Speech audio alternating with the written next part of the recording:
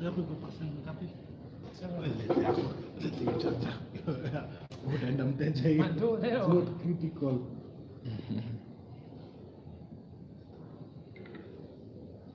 Okay, I'm sharing to you the link.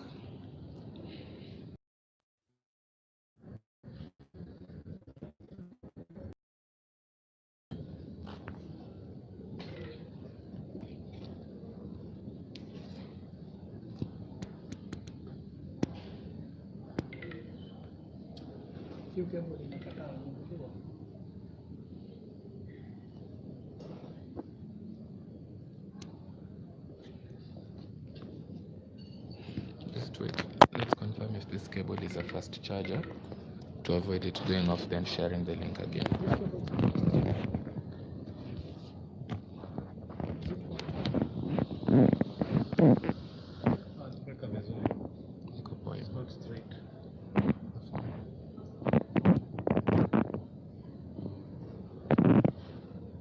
Share the link. Yeah, just check on it.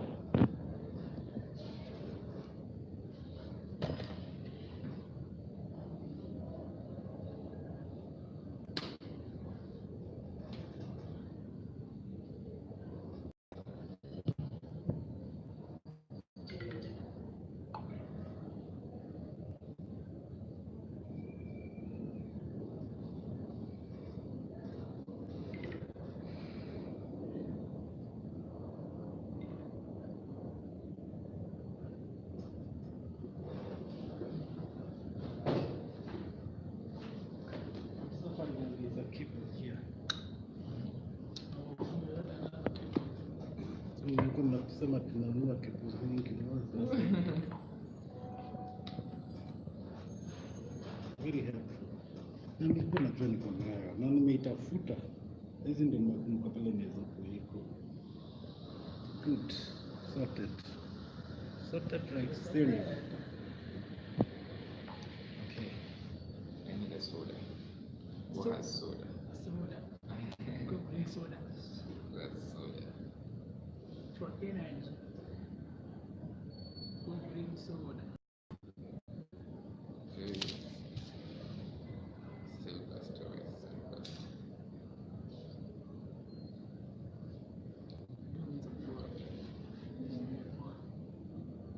Yeah. Finally it's here.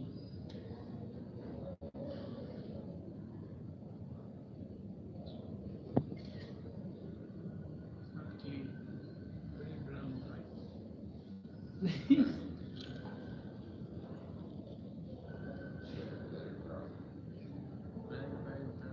What happened to video any endorsement? Sorry? Video? The endorsement. Later.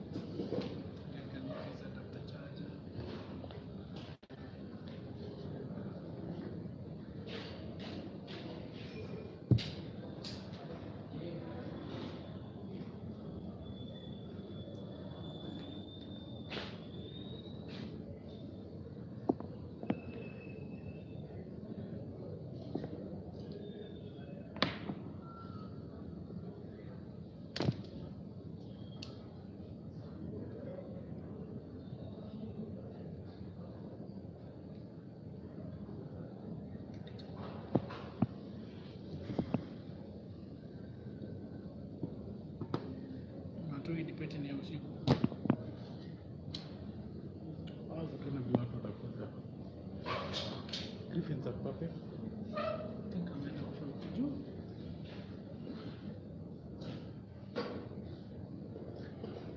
Not as a link, there is nothing we can do.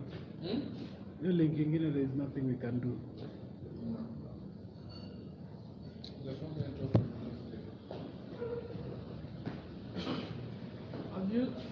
kept your adapter. The charger. Yeah. When you open it, No, I have a USB cable. I can use your adapter. So you see it's charging. my phone was about to go off, but just use for Wi-Fi.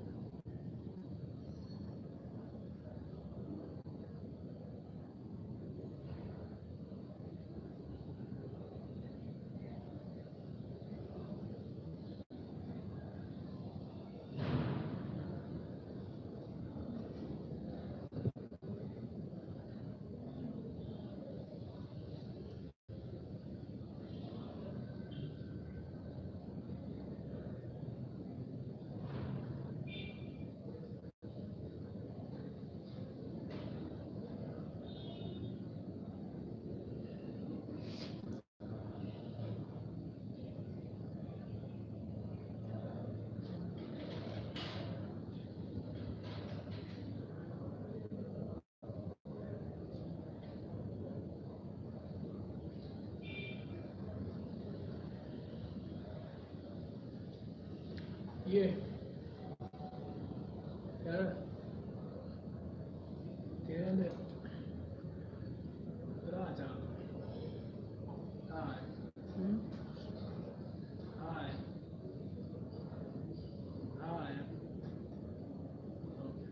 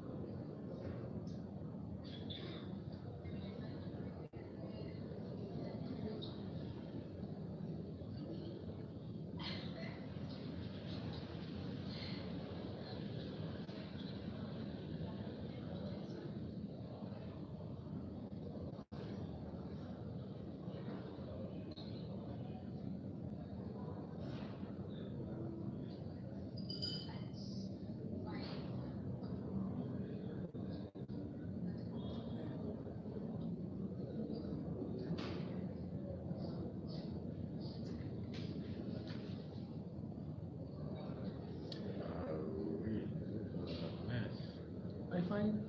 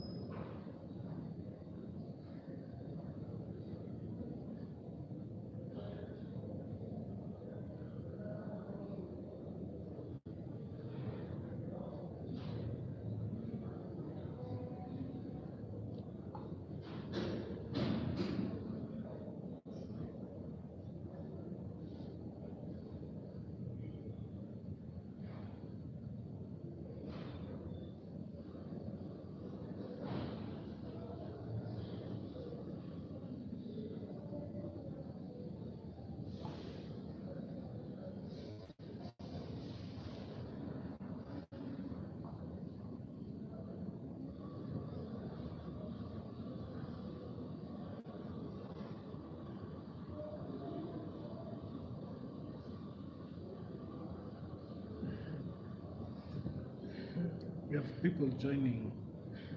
People are joining. 2 people so far.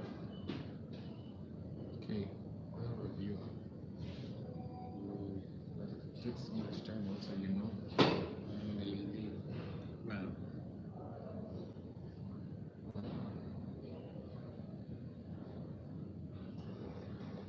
they'll keep on checking.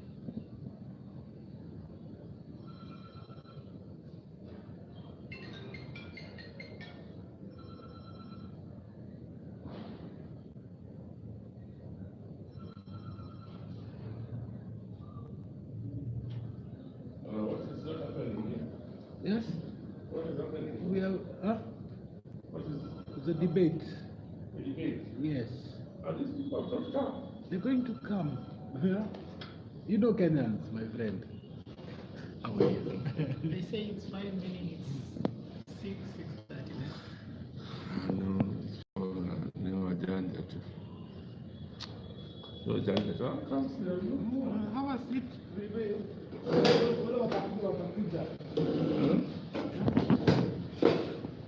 Utakuja saa ngapi? Yes. Watakuja saa ngapi? We want people to be here Yes. so that we can see them and make decisions. That's why we brought them here. That is why you've So come. we can hear The moment them. you Kwanza, come here, that has nani come. ameorganize hii kitu? Nani ameorganize hii kitu?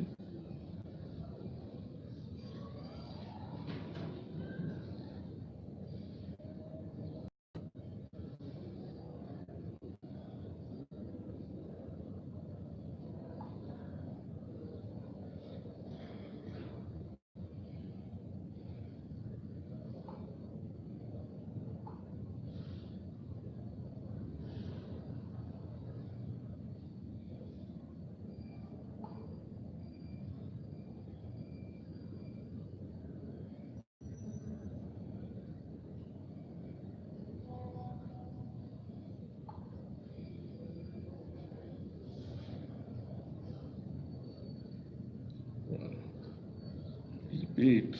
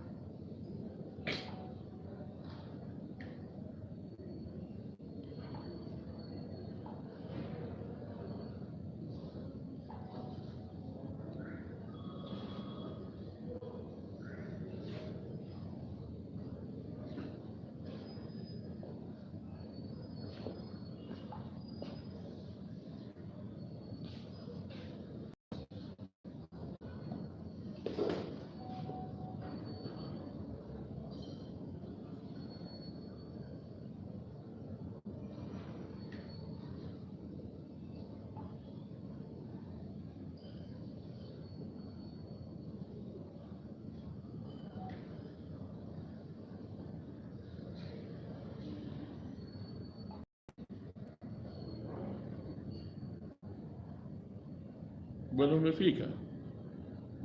Umefika? Kama wewe ni mwenyeji. Is the host. You are the host. Fine. Hi.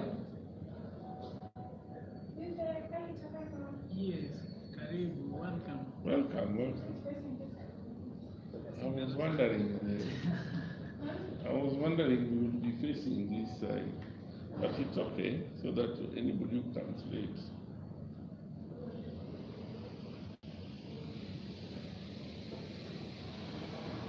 Sasa nimepata mtu wa kuongea na hiyo.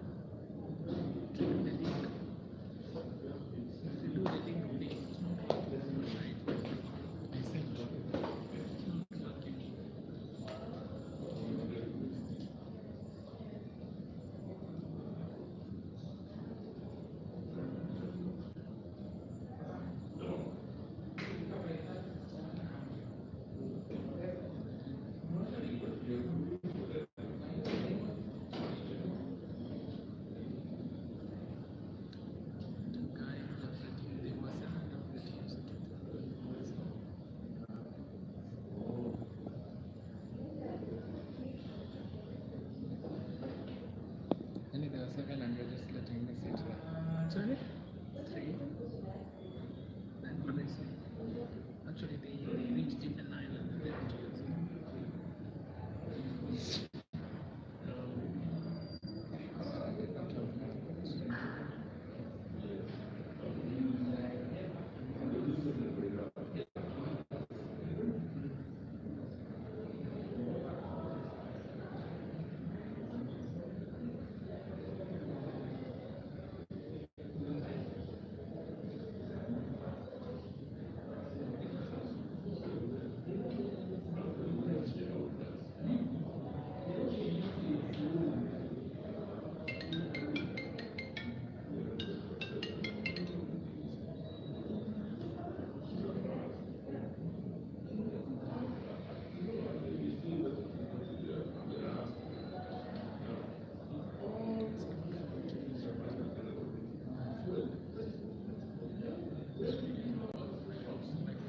What is the problem with my phone?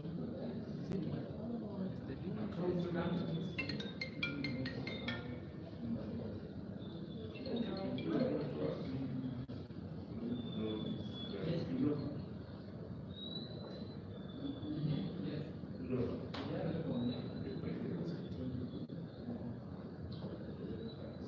through?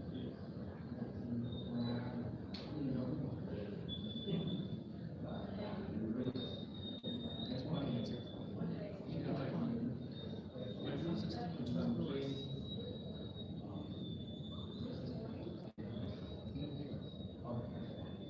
your phone. Because it's chatting.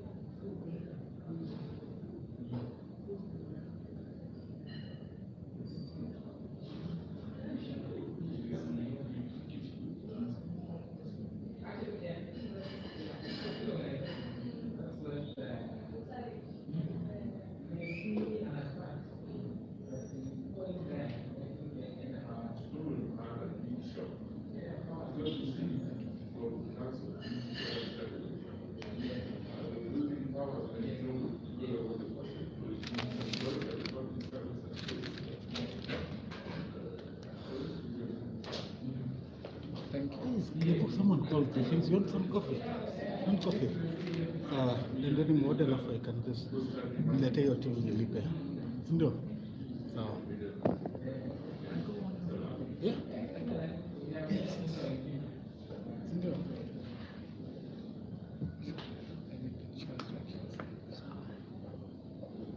Where's my keyboard? It's here.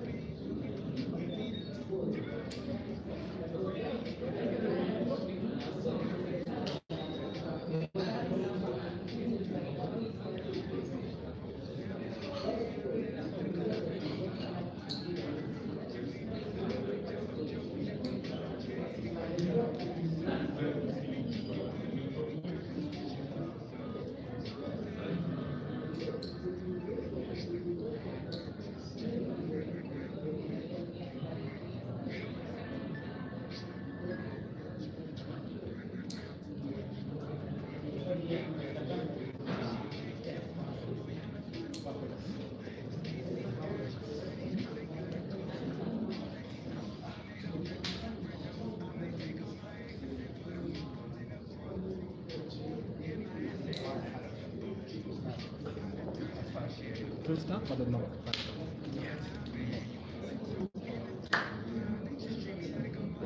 Really sharp. I like the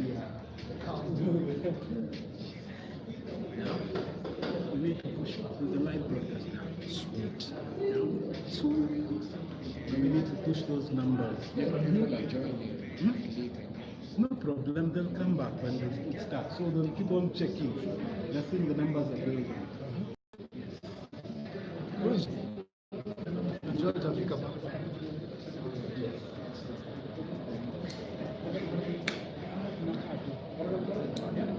Did your dad like the flags? Yeah.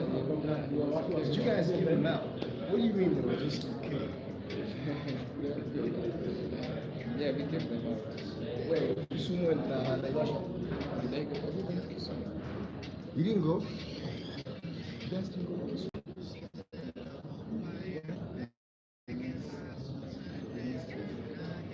But did your dad get from the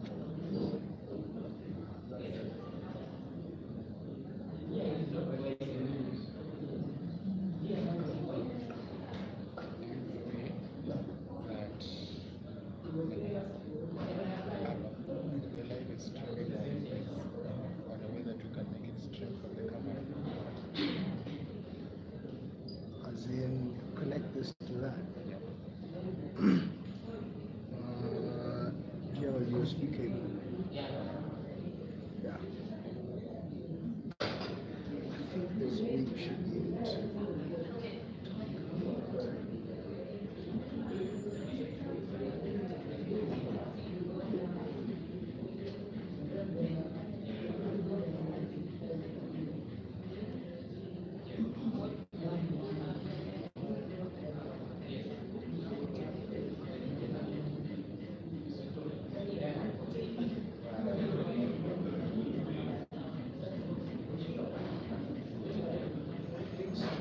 You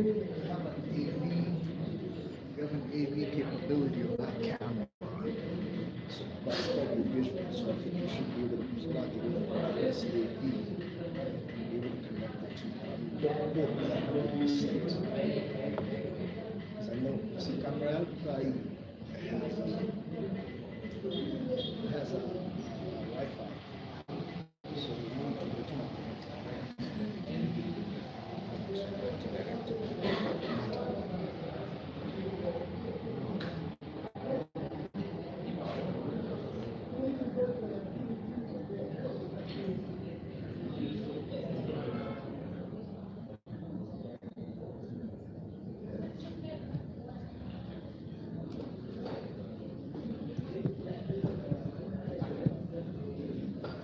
to start coming soon.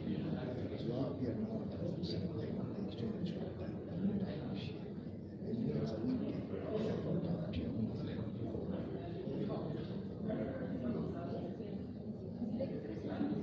It has not yet. We're waiting for the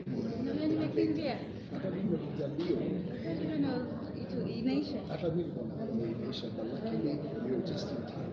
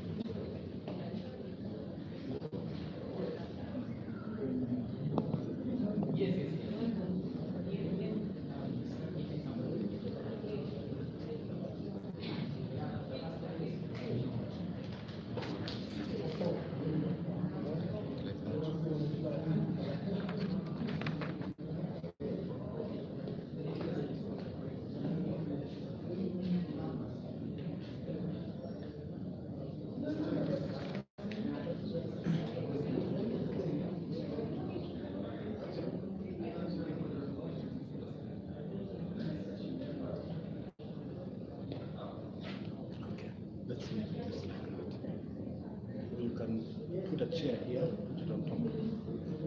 And zoom in.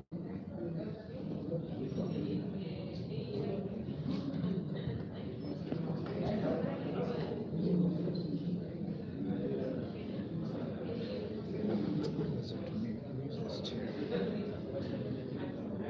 But if you're going to use that chair,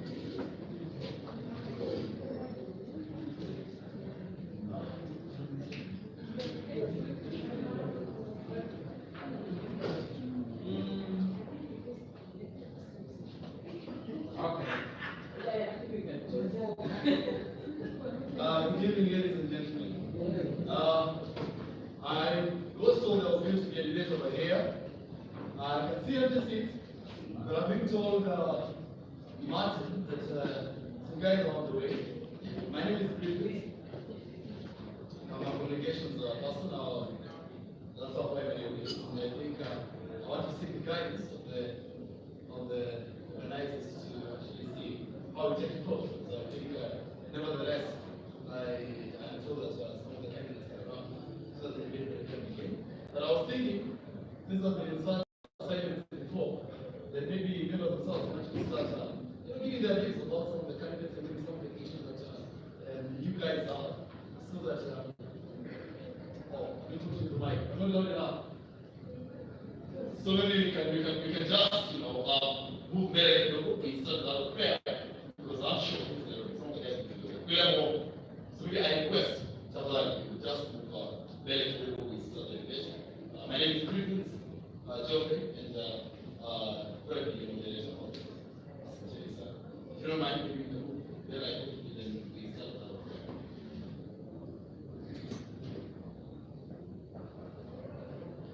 Preferably from Malay, because I'm sure that his prayers actually get go above the clouds.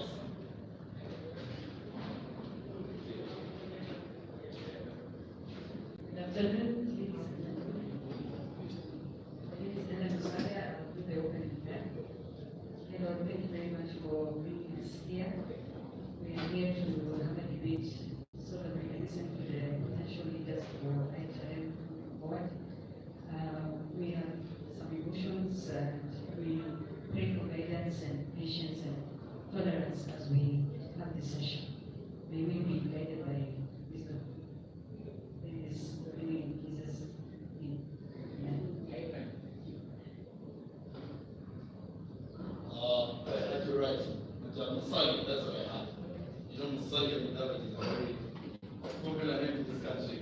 So I don't know how to take this.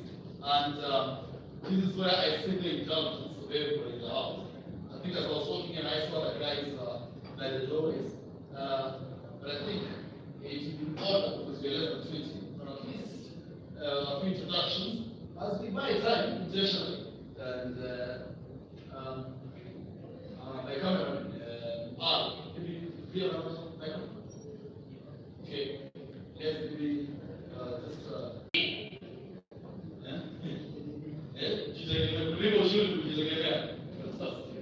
I know what I'm doing. Is it still there? And I was a journalist at the Nation. You used to call me a woman, but I'm watching stories here. He left, yes, I. Oh, whatever. Okay. Good evening. Lucy Moy is speaking. Lucy, I'm sure guys want to see. I don't want to back on my calls. Lucy Moy is my name. I'm a human resource professional, Ihrm, in the hospitality industry. Fantastic. Human resource and hospitality in the same sentence for the first time. Of course. Good evening. My name is Ihrm. Is it those not catching people's names? It's people not being audible. My name is CAMP, Ihrm. I work for NSSL. Thank you. Fantastic. And said, awesome. I'm done. Good evening. Good evening.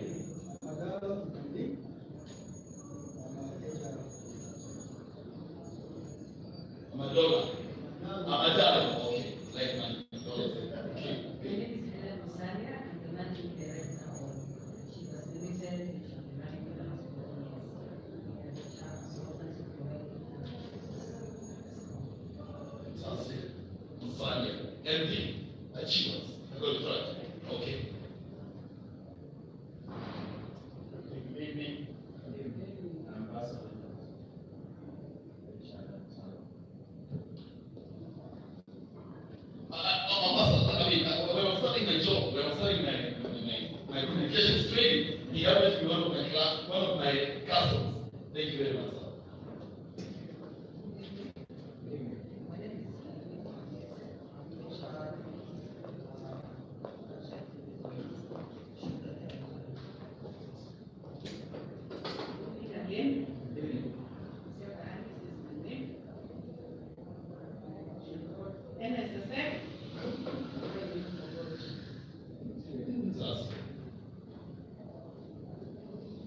So the same is what is the Good evening. My name is Raymond Malek. I'm a lawyer, data protection officer, work with Kenya Bankers Association. Kenya Bankers Association. That's it. You can't touch. That makes an issue.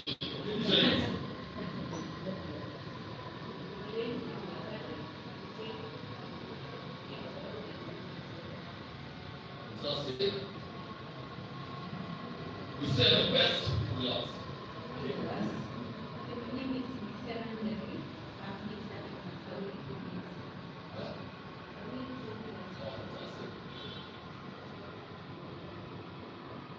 Then will you get out?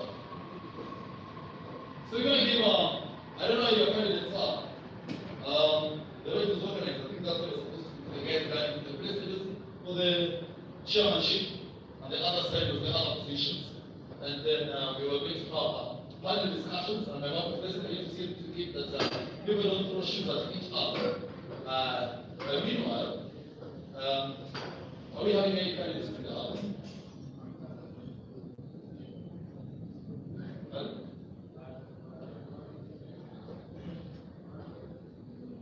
These candidates must be having support. Surely, because if your candidate is not here,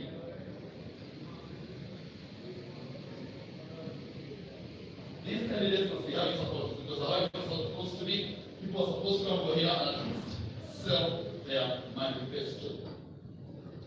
I'm being advised as well that they're taking us because we're going there to meet all here.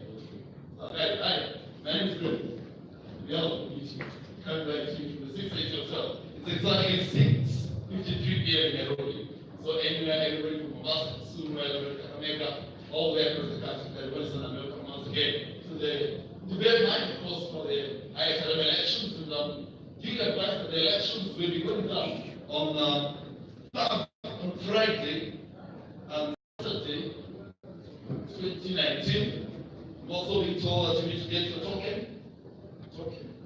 Electricity. You're supposed to get your token because that is what is going to allow you to vote.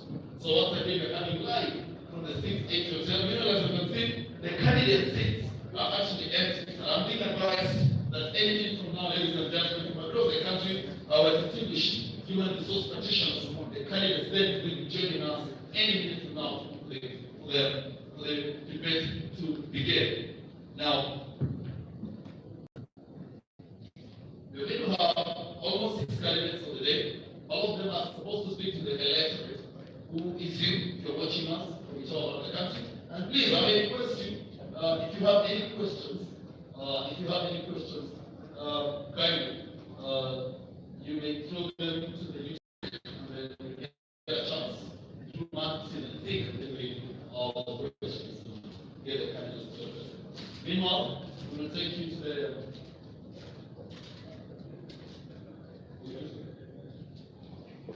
we are still remaining, you are coming live to 6-8 yourself. Let me feel like I'm a journalist, I'm not a journalist. My name is Griffith, I'm coming to the event tonight. And it's bedtime, 7 o'clock, we're going to make a decision.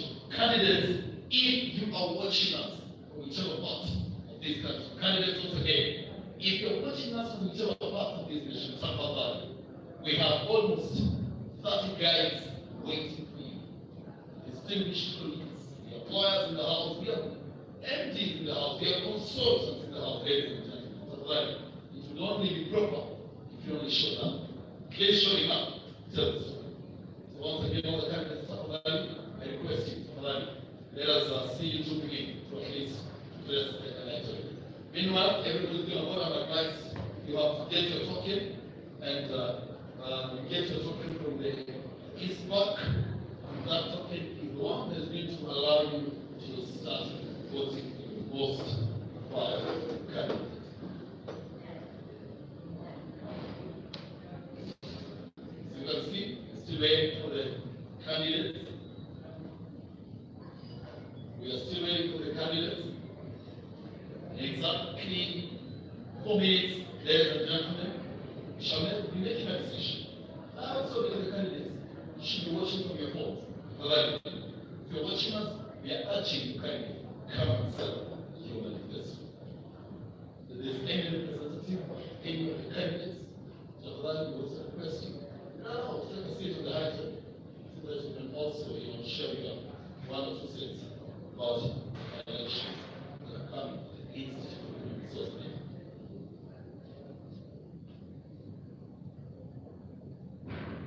Coming live from 667 Nairobi, exactly 667 in Nairobi. If you're watching us from Mombasa, Joshua High School, here in Kenya. If you're watching us from Kisumu, welcome aboard. We'll be flying at an altitude of Ihrm, away from the candidates to take us home.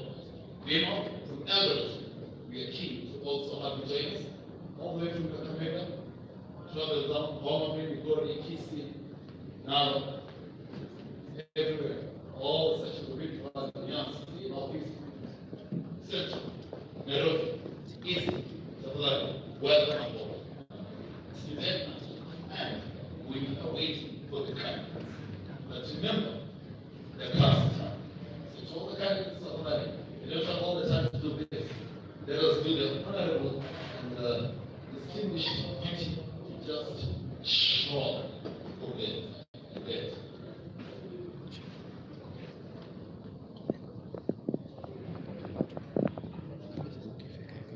So, you know, there is candidates. If you are a candidate to Tafadhali, and we have a list over here. If you are a candidate, do we have any candidates in the house? Do we have any candidates in the house? If you've got any questions, Tafadhali, just drop them to us. You throw your questions to the candidates. Meanwhile, we already have one of the candidates who's joining us tonight. Any minute from now, 3 minutes, he will be coming out saying his ideas. He's giving us his manifesto and telling us why he's actually going for whichever position he's for. So once again, we are coming in from the 680 Hotel. We are urging those who are on the way to Tafadhali make haste, because we want everybody to be on board. We have one candidate already, as you can see. He's the only one who's seated on the pedestal. So we have one candidate. The rest of the candidates, if you're watching us, Tafadhali, we request you, you can join us even remotely from whichever part of the country. For the rest of the candidates, from whichever place you are, Tafadhali, you can join us from whichever part of the country, because we are live on YouTube. I'm sure a link has been sent around, so please, you can join us live on YouTube. So in the next 1 minute, ladies and gentlemen, at least the courtesy of Mr. Mohammed, we are going to start Debate Night Live. We are going to come to you live from Nairobi, Kenya, and precisely 680 Hotel. To also bring you up to speed, we are live on YouTube. If you want to join us, Tafadhali, feel free. If you have any questions, feel absolutely free. At this particular, ladies and gentlemen, at this particular juncture, I will be welcoming Mr. Mohammed Adel Abdi. If you're watching me from whichever part of this country, Mohammed Adel Abdi is vying to be a council member of the institute, and he seeks to represent Nairobi, Central, Northeastern.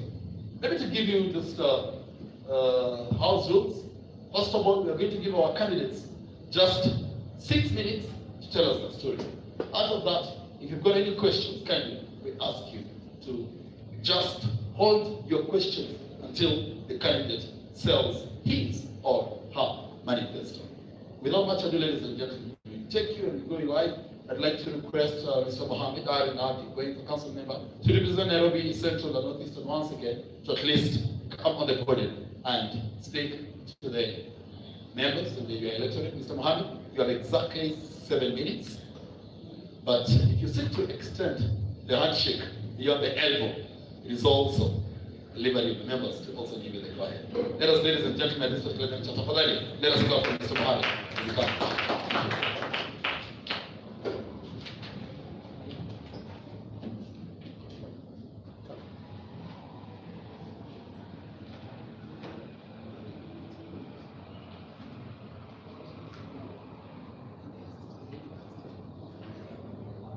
Good evening, guys.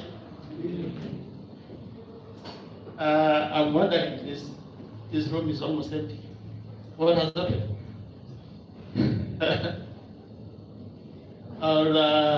The organizers of this event, I think they have not publicized this, and you will have done better than this by publicizing it. I expected all the candidates to be here. I honored your invitation. And I said I must come and talk to honorable members today and tell them why I am the most suitable candidate for this post. Colleagues, I would like to say or tell you a few things about my manifesto and why I think I'm the right candidate for that post, or for the post of council member, Nairobi Central and Northeastern. So, dear members, we all know the history of our institute. We all know where we came from. It has been a great journey, a great history of our institute. We know the challenge we have been through, and we have overcome them thanks to our pioneers. They have done a great job.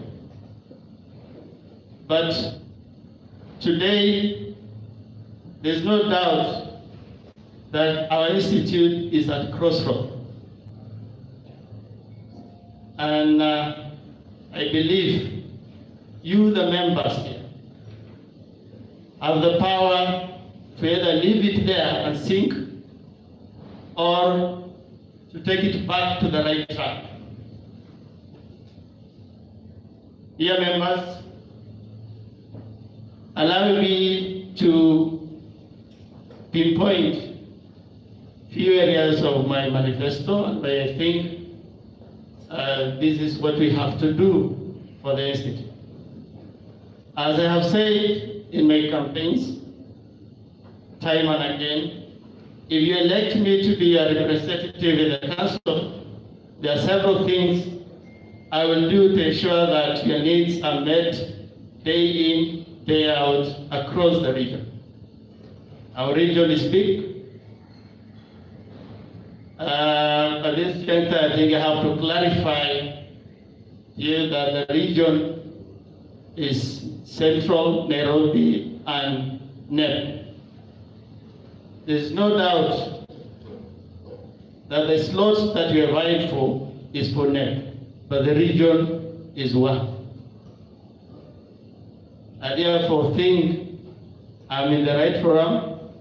Nairobians are here. Central Kenya members are here. And that's why I thought it's good for me to come and talk to the members and tell them why I'm the preferred candidate. All of Nairobians and Central Kenya can vote, and they have the right to vote. Those are the, if you are an eligible voter.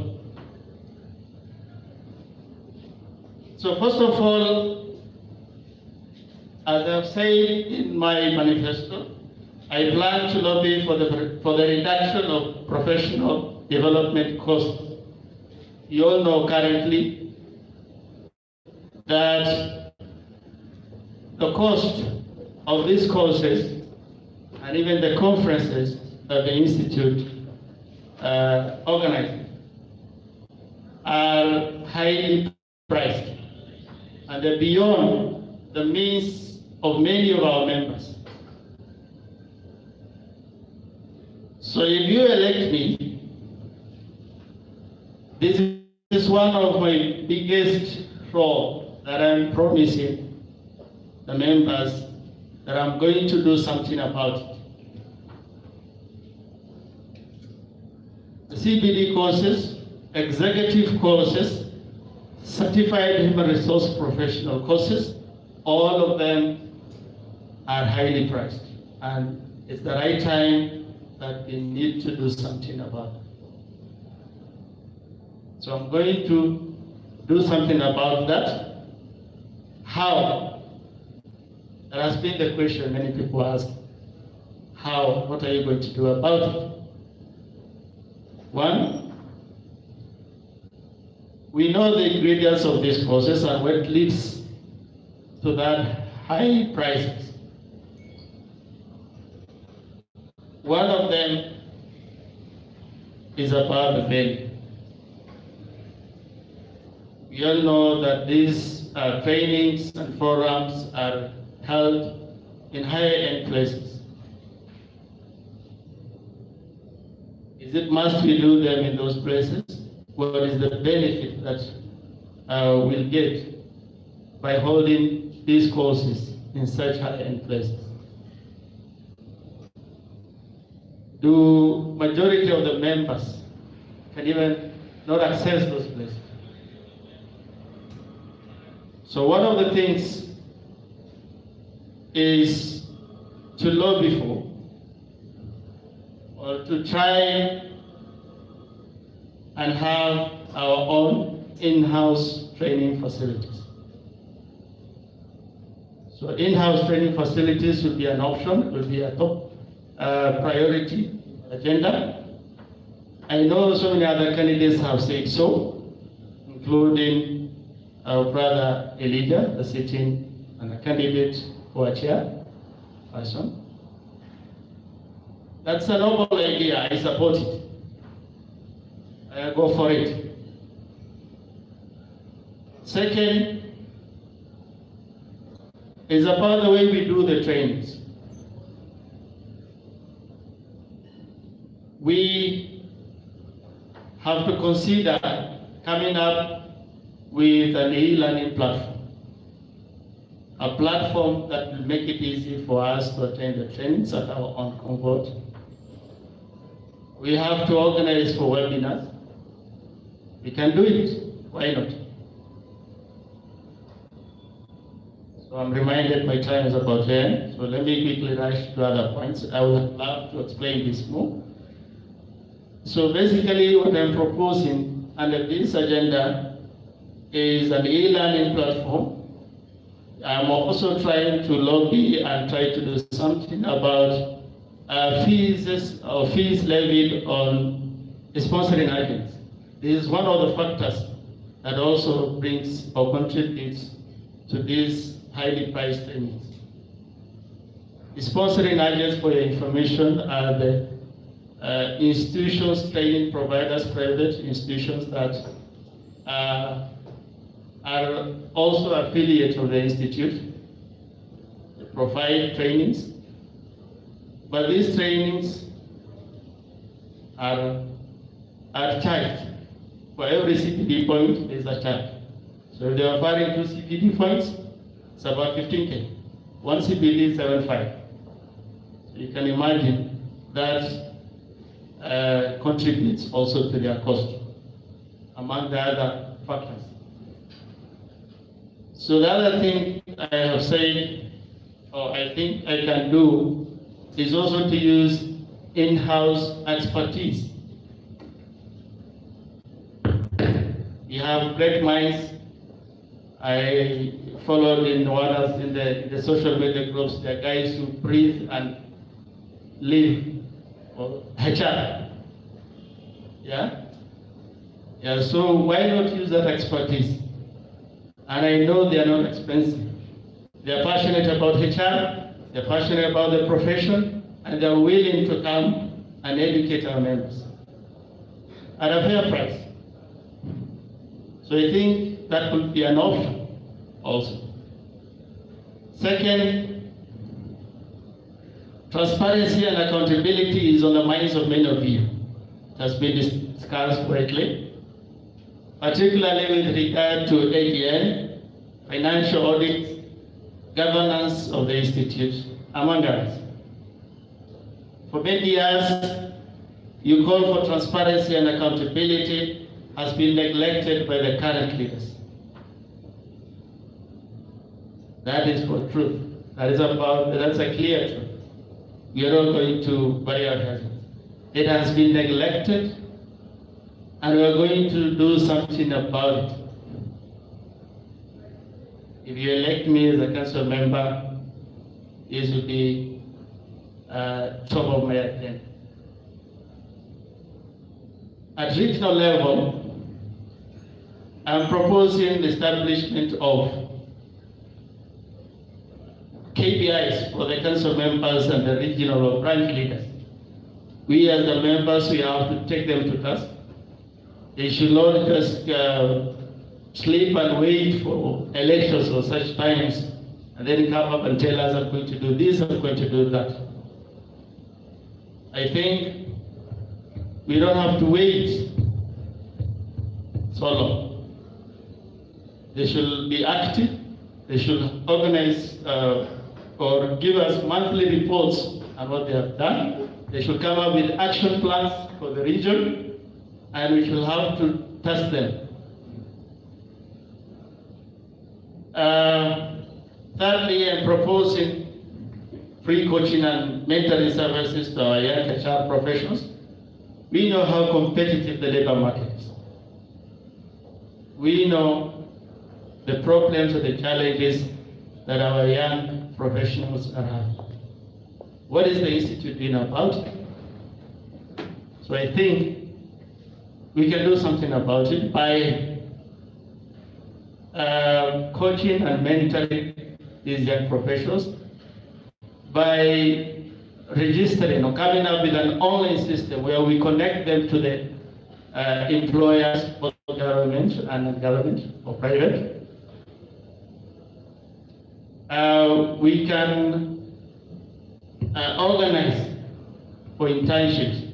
We HR are the guys, we call ourselves employers. We are the employers, yes? So we have internship programs. Yeah?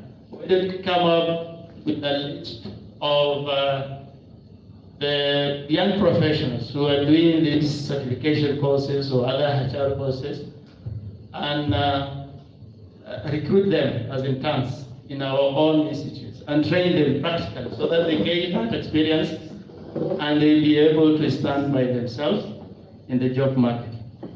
So this is few of the things that I'm proposing. For the regional branches, they must be responsive to the needs of our members. They should continuously engage HR professionals through monthly HR forums, where members are given an opportunity to air out the challenges and issues they are addressed.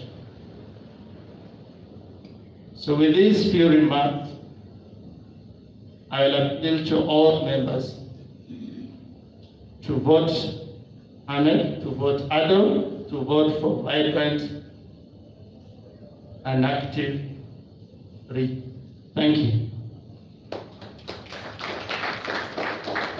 Let us at least, give him a high clap for. Thank you very much, Mr. Mohammed. I request you to still remain up and standing, Mr. Mohammed, because I'm sure this is the whole seat right now, because I'm sure members of the gallery have got some few questions for you. I believe, Now, ladies and gentlemen, for the next few or so minutes, I'm going to request this. If you've got any questions for Mr. Mohammed, tafadhali. You've heard of his stories, you've got his manifesto, you've heard of his intended, mandate when he gets the job. So, if you've got any questions, send shoot up. That's it. Questions of Mr. Fantastic. You remind us your name once again. Yes, my name is Raymond Molenje. I'm just wondering, as a contestant, and I know it's a fact you know very well, we got the members list earlier now, And then secondly, we got the list of the registered voters. Now, when you analyze those two lists, registered voters are actually less than 50% of members. Because actually we had an advantage of getting all the list of Ihrm members before the register was done. Now, as an aspiring leader, what have you done to just be able to ensure that the right thing is done and all members participate in this particular election? Because as we sit now, it's only less than 50%. And it's not that there is voter apathy. You know what has happened. So as a leader, what are you going to do to ensure that almost 100% of the members participate in these elections? Thank you. Just a minute, ladies and gentlemen, if you're joining us from any part of the country, we welcome you to Debate Night Live. We're coming live from 680 Hotel. Remember, it's the Ihrm elections, and as you know, they go down on Friday and Saturday. I'm reminded, Tafadhali, get your tokens because that is what is going to, allow you to vote. Those of you who just watched, it was Mr. Mohammed vying for Northeastern Nairobi Central region to be our council member, and he's just finished giving us his manifesto. And right now, it is the plenary time where he's actually fielding questions from the electorate. Over to you, Mr. Adam. Thank you. It is a nice question. It's a good question. What are we doing about the voters register? I think all of you understand and know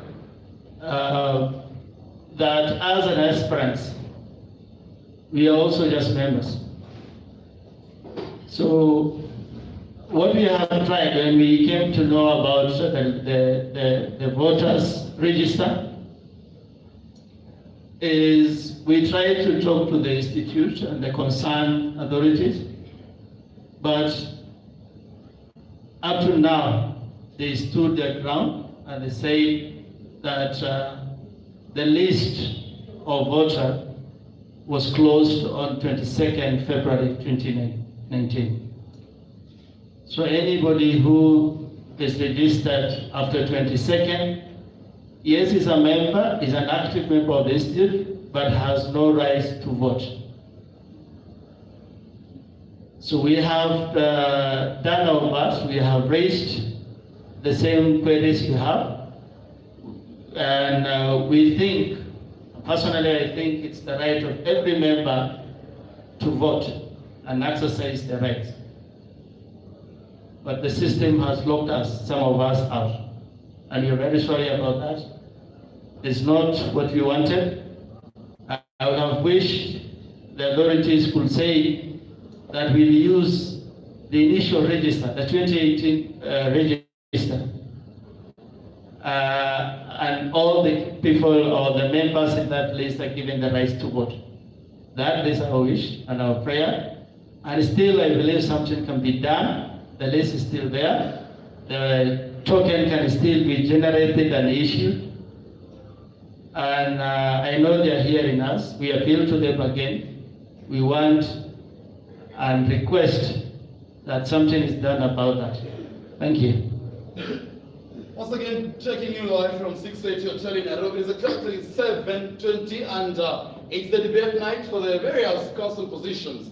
And ladies and gentlemen, it's the first candidate who's actually shared his mandate with the electorate. As you can see, guys are already trooping in, and we are still fielding questions to Mr. Adjo.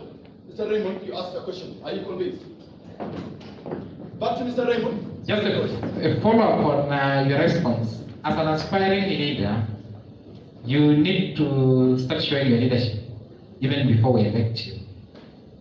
What you're saying is you're just hoping, praying.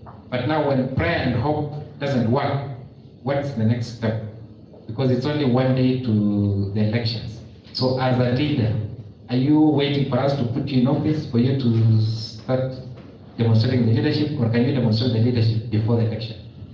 Because hope and prayer is not working. Thank you. You're absolutely true.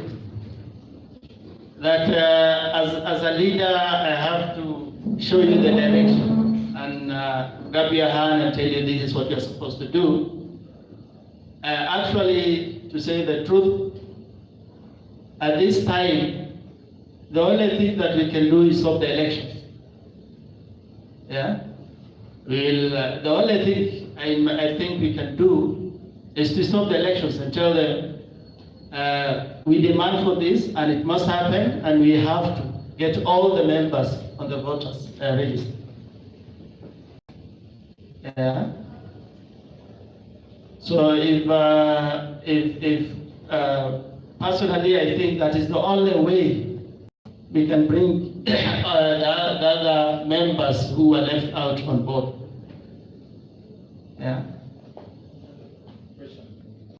Okay, ladies and gentlemen, once again we remind you, you're coming live from the 680 Hotel. And I'm telling you, the house is getting very hot over the voter register. A question filled by Mr. Raymond, who happens to be a lawyer and works with the Kenya Bankers Association. However, watch the space. Over to you. Okay, thank you, the MC. First, I want to commend you in showing the courage to come. Because as you can clearly see, you are only one there. Four have either taken us for granted or they are not serious. And I hope YouTube is speaking this because I'm chatting already with Mr. Sitima and is avoiding my another forum because we need him here. So my question to you, Mr. Addo, two. One, you've said that the only option we are left with is to stop these elections. I mean, we cannot stop these elections by just sitting here and wishing that they were stopped. By now, if you are serious, and just building on Mr. Molenge's question, you should be showing us your protest letter, yeah? Because that would really show that you're serious about it. And even a threat that if that is not changed, then you'll move to court. I've been in the council and I can tell you that if you go into that council, sorry to use this word, with a helplessness attitude, then it won't work. So we need people who would say it's either this or that, and if it's not going to be the right thing, then I'm willing to pay the price. Back to my question. So you talked about two key things. You talked about CPD and you said so much about it.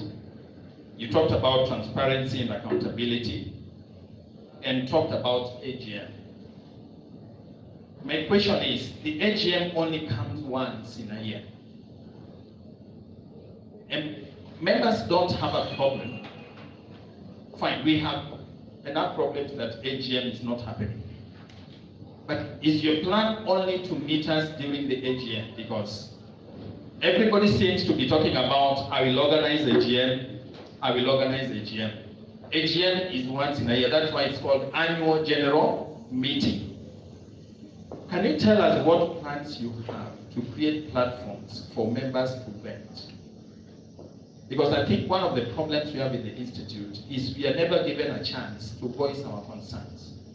So all we receive on either monthly or quarterly is this chairman telling us this or that and the ED. But nobody asks you as a member, what do you want? So when you go to that council, what would be your plan to meet members, not only in the AGM? The second question is, you talked about mentorship. I'm afraid we've talked about mentorship since I joined this institute several years ago, and nothing has worked. They say charity begins at home. So could you just give us 5 people you're mentoring before we even go to, we plan to coach people and to mentor them. So who are these 5 people you're mentoring as Mr. Mohammed that you can parade here today? Because if you're not doing it at your, wherever you are as a person, it will be a tall order to sell it. Because we have really talked about mentorship, it's never worked. My last question to you is, we have branches and chapters for that matter. The officials in those chapters, in my opinion, are flower girls. Because we needed to show that we've opened chapters But those chapters are not empowered. Those chapters cannot make any decision. Those chapters have no financial backing. What's your plan to empower the chapters? Thank you. Once again, very tough questions being fielded over there. And I'm telling you, once again, we are coming live from 6:30 Hotel in Nairobi, ladies and gentlemen. It is debate night. And as you know, we are just about to go down on Thursday or Friday, but there's a conundrum. The elections might be stopped. However, wait, it's not over until it's over. Over to you, Mr. Han. Thank you, gentlemen. What's your name? Ambassador. Thank you, Ambassador. You have raised critical issues, and I think this is the reason as why I came here, to tell you what I have and what I can, or what I am capable of doing. You have asked about AGMs, and you say it's true, AGMs happens once in a year. So how are we going to, if I got your question right, how are we going to consult with the members even before, consult and engage with the members even before the AGMs? Because AGMs comes once in a while, once in a year. I think we can do a lot as council members in terms of consulting and engaging and asking or seeking the opinions of the members in issues that matters us as council members of the institute. I think what we can do is have even monthly forums or quarterly forums where we seek for the opinion of the members. In that way, we'll be much closer to the members, and we'll be able to get to solve the issues. So one of the things I am proposing, or I think I'll do, is not to wait for AGM, but to keep close contact, to keep communicating with the members on almost daily basis. We have forums, online platforms, where we will collect the opinions of our members. And in that way, I think we'll be much closer to our members. Secondly, you asked me about mentoring. And you say charity begins at home. Maybe we take a commercial break. If you're joining us right now, ladies and gentlemen, we are coming live from 6:30 Hotel in Nairobi. Remember, it's debate night, but at this particular juncture, we will be taking a short commercial break for just 3 seconds. Exactly 7:30 p.m. I'm sure time is not on our side. At this particular juncture, I'd like to just bring it to the entire attention that we are also joined by the second candidate, Mr. Joseph Vince Onyango, who's actually vying for the position of chairperson, the Institute of Human Resource. So I would request all of us to be on the lookout, because over the next 30 or so seconds, we'll request Mr. Mohammed to just hold on into the questions. Mr. Ambassador, I'm sure he'll actually come back to you, because we want to go and hear Mr. Onyango's manifesto. Be on the lookout for the next 20 seconds. Over to you, Mr. Ad. 20 seconds. Thank you. So about mentoring, there's a lot of things that we are doing, and I'm doing as a person. I have partnered with many of our STEAM members and senior HR officers, HR practitioners, and we are doing something about it. Yeah, as an individual, I can mention names even if you want them, 10, 15 of them that I'm currently mentoring or that has passed through my hands, even at the place of work where at regional level, especially Garissa, I have done a lot for the members. Maybe you saw in my first campaign advert, I've said in Garissa alone, I have trained more than 20 members. I have mentored more than 20. So it's true, charity begins at home. We are already doing something about it, and I think we'll do more if we join hands. And because of this, many more of the coaches and mentors will join us. We'll seek the partnership of the institutions that provide coaching, and we will do much more in this area. Fantastic. Mr. Mohammed Ado, they are going for the position of council member for Nairobi Central. Northeast, and ladies and gentlemen, if you're watching him live, if you've got any questions for him, hold them up. Because right now, we are flowing all the way to Mr. Joseph Vinsonyango, who's actually gunning for the position of chairman. And right now, ladies and gentlemen, allow me to welcome Mr. Onyango, who's now going to sell his manifesto. Mr. Onyango, you've got exactly 7 to 10 minutes, and unless you really want to, tell it more, you actually have 7 to 10 minutes. Then after that, you'll be fielding questions from members. Ladies and gentlemen, a clap for Mr. Onyango. You have to be very careful because here.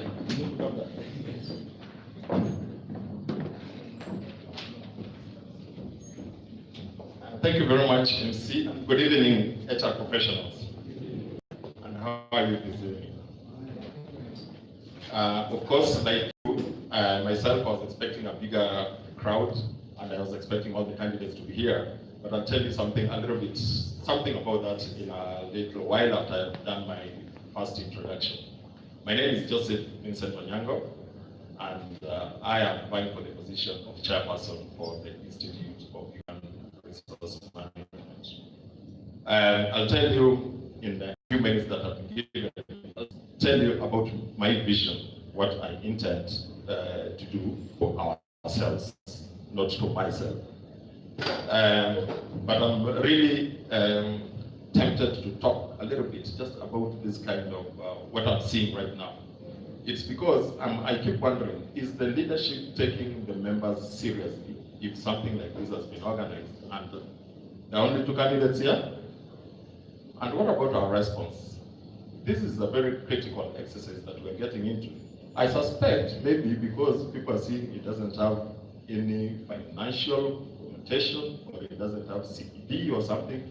But the few who are here, I know you are serious people, and that's why you are here. So I want to start by thanking you very much for turning out for this important thing. I'm a typical HR professional who has risen from an HR intern all the way to an HR officer, to an HR manager, to an HR director, to an HR consultant, and to the position of CEO.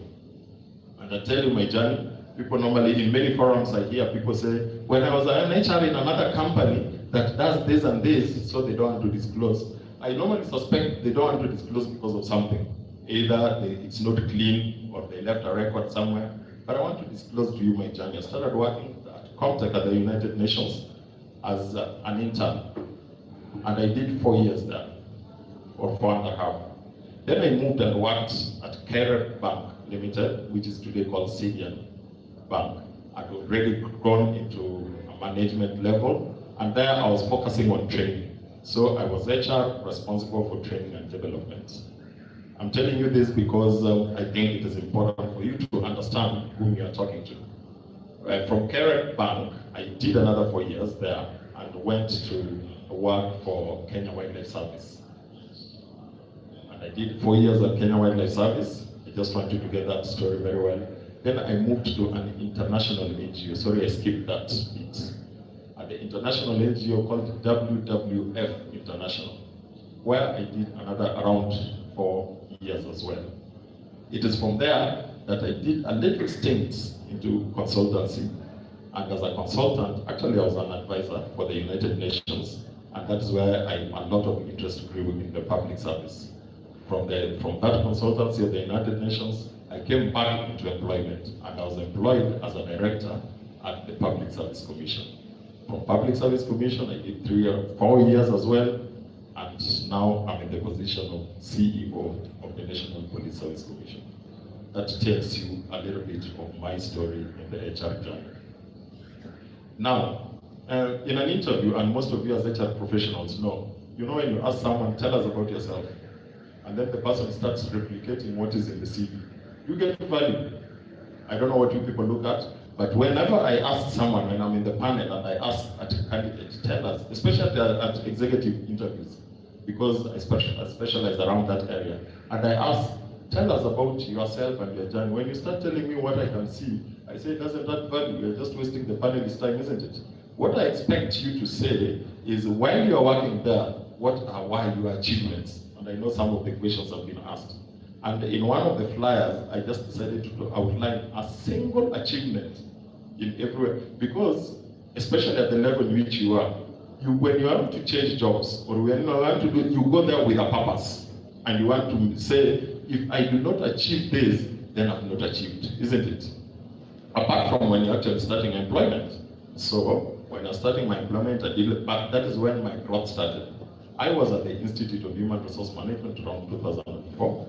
That is when I completed my higher diploma after my graduate level studies. And when I was in the bank, I did my master's degree. But I think that is not as important as what I'm to say are my achievements. My remarkable achievements, as outlined in my flyer, I managed, number one, to set up HR, and that is usually the story, setting up HR department. Those days, because people never regarded HR as anything and all that, I did that. But my biggest success in the bank was the development of a management development program. That for me, I think the people went through they have a testimony that it was quite a success. My biggest achievement in Kenya Wildlife Service, and quite a number of you have given response to that, and I think that is when I came into limelight in a parastatal, was actually being part of the turnaround of Kenya Wildlife Service, a public institution that had gone down, that can actually turn around things and come into light. And there was a lot of HR and a lot of learnings for me at that point, and I think I take credit for that turnaround as part of the team, of course, by some of my mentors, including Dr. Julius Gimeti, who has given us a lot of talks. When I went to WWF, it was an Africanization program. And that is where I think this agility and the issue of coming out as an HR came into me. Most of us at that time, including our participation in this institute, was really quite passive. I normally like saying the truth. And it was quite passive because most of us as HR people, we never saw value. But we did not want at the same time to distance ourselves from the institute. We wanted to be associated, but for what reason? Let my name be there, let me be in the register in case HR people are called. Mimi, Nico. That was then. Fast forward, Public Service Commission, one of the things that I pride, because I single-handedly maneuvered and did and took all my strength to ensure, is to bring the HR professionals, some of you are here in the public service, to a level in which I thought that HR should sit. When I joined the Public Service Commission, the HR, some of you in the public sector know that the HR director was at a job group. In public service, the job groups, isn't it? So the HR director, I found the HR director was at job group, is it P or Q?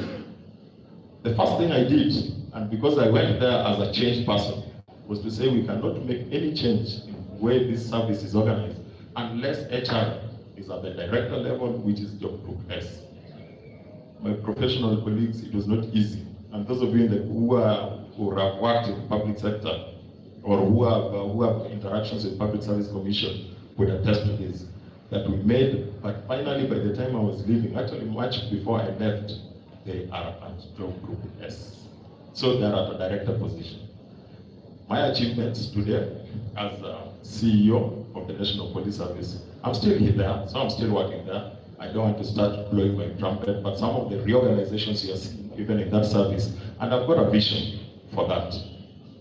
I'm telling you that story because it is related to what I want to tell you, much more than the agenda that I want to sell. Every time I get an opportunity to talk to my fellow professionals, HR people, I say this, that we are from a long journey. The journey of claiming, oh, HR is not recognized nowadays, we are not personnel, we are actually HR people and all that. We skipped that. Then we went, now we need to be in the boardroom, you know, we need to be hard, all that. And there was a lot of work. It didn't come easy, of course. And we are the boardrooms today. So we've gotten that. But I say, is that the end of ourselves? Some of us still think so. That for you to accomplish your career is when you are an HR director, isn't it? And I'm saying that is not it. It is not even the position of CEO, because these are positions. For me, what is important is what do you do when you are HR director? What do you do when you are a CEO from an HR background? What distinguishes you from other CEOs who are from the other backgrounds? And this is where my vision comes in. Personally, I'm getting out of the issue of HR and getting stuck in the HR fraternity. Two, looking at national and international levels of operation. I'm looking at the public good. We are looking at our society. Why did I choose to vie for this position of chairmanship? I chose because I saw, yes, the institution has come a long journey. We've done a lot of great things. We are where we are because of our efforts put together. But I think time is right now for us to get in the next step, which is a big look, which is looking at the society in general and looking at Kenya in the context. And that is why part of one of my steps is that global agenda. When you look at our country today as Kenya, now forget being an HR professional, what bedevils us? Any answer? What is our problem? We wake up every day in the morning in Koma Gazette, on national television. What is the problem? Why are we not advancing? We have Vision 2030. What is stopping us? We have now already there's a talk, the Big Four agenda. What would stop that Big Four agenda? What? Corruption. We say, we call ourselves, okay, I call myself not just Chief Executive Officer, but what we call a Chief Ethics Officer. We say, regardless of the skills you have, regardless of regardless of the infrastructure, we are failing because of our ethics. We are failing because of our values. Who is best placed to reshape this value and to bring back issues of ethics in workplace? Who? Is it that engineer? We've tried. Buildings are falling, isn't it? Why are they falling? On people? Ethics, values. Is it the accountants? All this mess in public sector, we say there's something called kubonyeza, and that we are saying that by the time money is released, somebody somewhere must have pressed a button for that money to go. Who does that? Is it, I don't know which other profession. Look at what is happening in our hospitals. Look at where are our values and ethics, and who can propagate this? I've got an answer. The answer are us, HR professionals. In the morning today, I was having a talk at the College of HRM, and I was telling the students that we fail as a nation because of our values and not because of all these things. And I want to tell you that since I started vying for this, there's been a lot of, little did I know that these problems are faced by all of you, almost every one of us. And these are, I'm not demeaning them because I have a problem. I decided, I have taken very bold steps, even in my career, as you can see, because I made a decision about 15 years ago that I'm not going to get stuck in one organization. I go with an intention. Where I am today, I've got a 5-year contract. I can assure you that I'm not going to renew it, and I'm not going to stagnate at CEO position. I'm going to move at the next level. with a purpose, with intention. And you must strategize, you must plan correctly. And I can tell you, you elect me as your chairperson. After 3 years, I am going to build what I will intend to build, and I'm going to move to give other people an opportunity to lead. What I want to tell you, thank you very much, is this, that these things of leadership and all that, if you do not inspire people, if you do not give a vision, the vision I'm having as for HRM is this, is that I intend to put HRM in a platform where you actually prefect all these other professions. That is where I see ourselves. Where we prefect lawyers, where we prefect accountants, where we prefect doctors, because we are people managers. We have one, and this is the best opportunity because we are not tainted. I can tell you almost every other profession is seriously tainted in the eyes of Kenyans. If we mess, especially at this time, and we go down the drain like alongside others, and I'm not saying everyone in those professions, but then I should not be misquoted to mean everybody else is. There are quite a few in the service where I work. The population of the corrupt police officers, you cannot believe it, that it is just 6 to 7%. But image is everything. Those 6 to 7% are in strategic positions such that they mark the image of everybody else. The accountants or the architects or the engineers that mess up are quite a few. I want to tell you this because I want to conclude in terms of vision. I'm seeing us that if we are not careful in our values and ethics, everybody is going to go into the drain. Can you imagine a country where someone possesses a national ID and you know, if people know very well it's not a Kenyan, where you can be given a document called title deed, it is valueless because it is just a piece of paper. Where that is what I see. When you go to other countries and you see what has made them develop. I was in Dubai the other day, I took a lot of my time with the security system there. And they're saying there's nothing, there's no magic, there's no science. What is important is the value of the people and how you inculcate it. I said, this war cannot be fought by one person, by the president, cannot be fought by one person, I don't know who, Chief Justice or whoever it is. There must be right-minded people to fight this war. I'm seeing HR profession as the people whom we can lead this country into that blessed land that we talk about.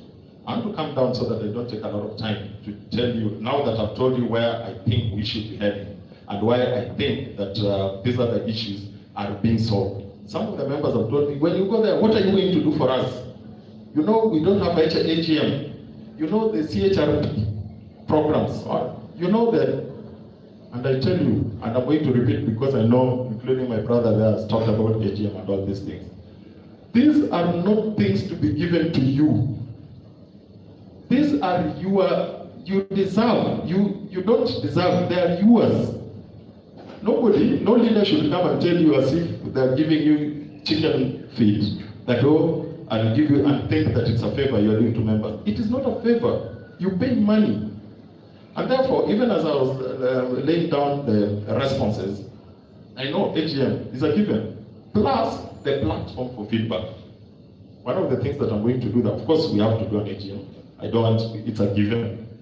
It's even in law. You can imagine the leadership is even,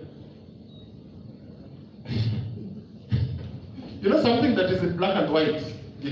How dare you run without an AGM? But what is more important is, because you can hold an AGM and manipulate it, isn't it? But how then do you ensure that you take feedback seriously? Creating those platforms for feedback. And I know some of, and we're having, that is top of my agenda. We've talked about HRP programs. I'm a CEO, and I'm not in that class.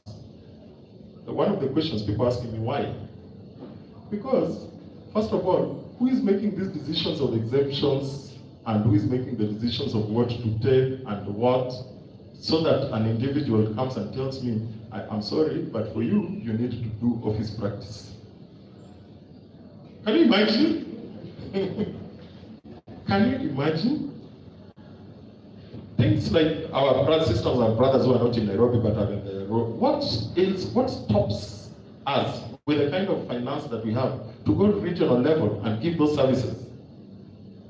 I'm an expert. Of course, you know some of you are in experts in other places, in other professions, in other disciplines within HR. But my expertise, number one, is in organization development. Thank you very much. In organization development.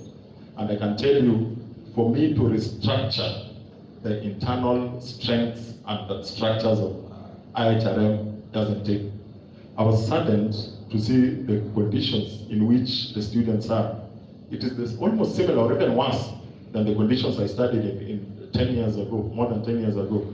The teachers. Then, do you know that when we are talking about the workplace issues, last but not least, I believe that is because my 10 minutes are over, is that we need to equip branches, we need to reach out. Leadership, number one characteristic is just responding to feedback.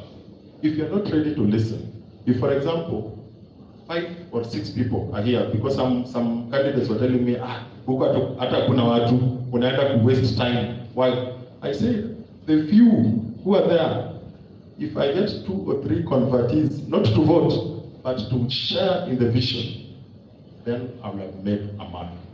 I want to stop there. I don't know whether I've solved my agenda, but I'm telling you so that I get more of your response rather than me talking to yourself, so that we have a conversation. And I want to invite questions from this, or is it you inviting questions? I'm sorry I've taken your role, but that is me in a nutshell. Asante sana for listening to me. Clap for Mr. Joseph Binsunyango. Ladies and gentlemen, I can clearly see your conversation. Thank you very much for joining us once again on YouTube. I can see Dr. Cheruyoto there, Andrew Masese, Robert Egesa, and Dr. Henry Cheruyoto asking, why was I not invited for this debate? Definitely get back to you, but you were told to, produce a flyer and be shared to the contracting entity. We did exactly that. We apologize for that. Number 2, Mr. Andrew Masese, you're asking a question. Does it make sense for seasoned practitioners to undertake CHRP calls? The number are non-resource persons. And then you're also asking, could there be a window of exemption for the safe and appreciate direct entry by virtue? That is Andrew Masese. Thank you very much, Mr. Andrew Masese. However, you didn't actually say who this question is directed to. But up to speed right now, ladies and gentlemen, it's a debate night live. Remember, we are coming live from 680 Hotel in Nairobi. Now, we only had 2 candidates. However, we were supposed to have around 6 candidates being on the high table. However, we are here. Robert Egesa, your question. HMPEB and CHRM boards, in as far as autonomy in the operations are concerned, can we have them operating autonomously, HRMPB and CHRM? You are asking, is it possible, and this one is for Mr. Joseph Onyango, is it possible for them to operate differently? So, ladies and gentlemen, you've just listened to Mr. Joseph Onyango, actually, who sold his mandate and is gunning for the position of the chairperson of the institute. At this particular juncture, we are fielding questions. And I'm sure we are angling for this opportunity. William Omongo. So, Mr. Onyango, maybe at this particular juncture, we'll be taking the questions. But before we get there, I just request, because of time constraints, let us kiss it. Keep it simple. Are we together? Because of time constraints. No, some of us here are wives, we are husbands, we are, and I know messages should start trooping in. So we want to ensure that we actually accommodate everybody's, interest. So please, I will request us to just shoot it out, and this particular juncture, the floor is open for the first question. Questions? Okay. So, Ambassador.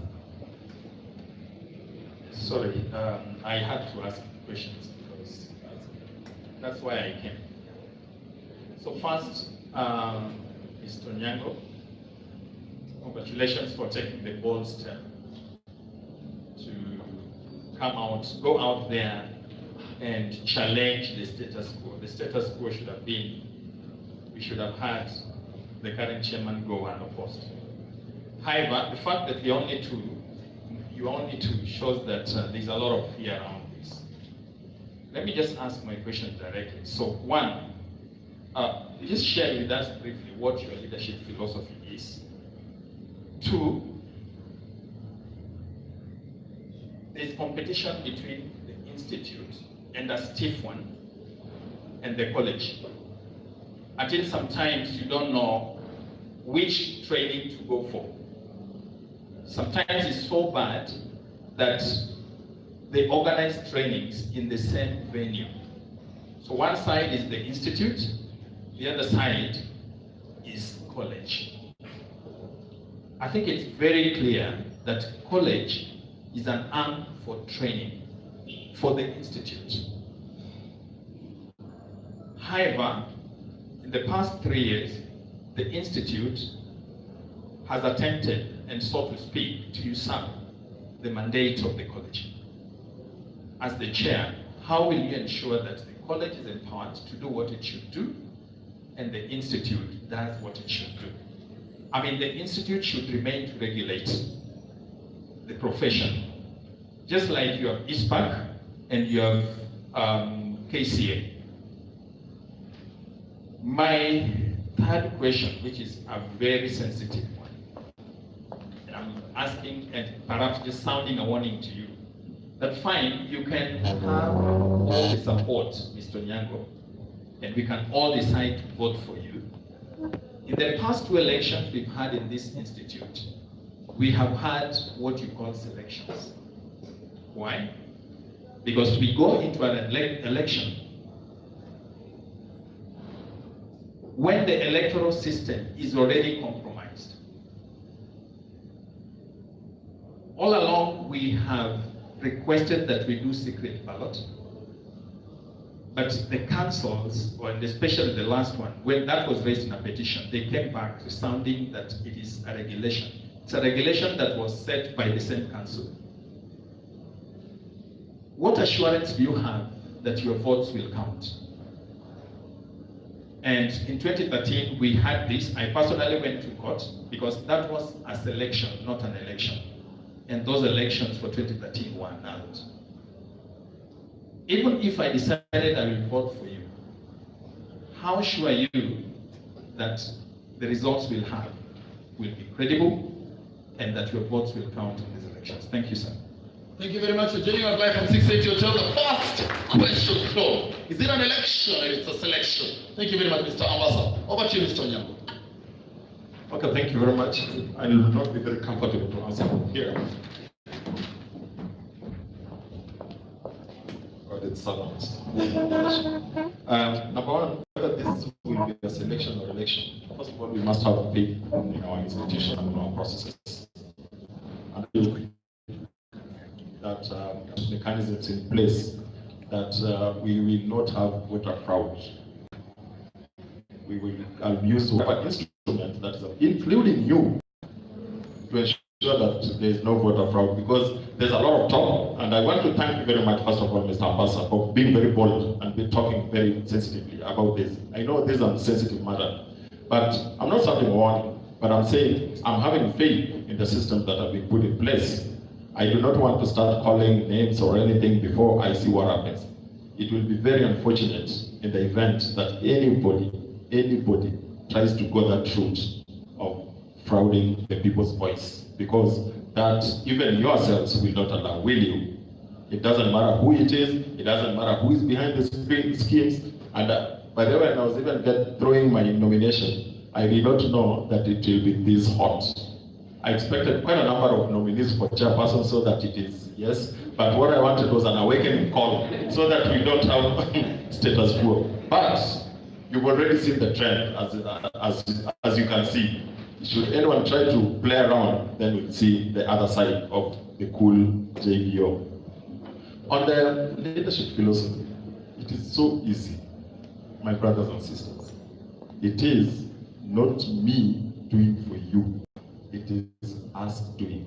Actually, so to speak, it is you doing, so that you tell me you are representing us. You know, that is what has gone wrong even in this country.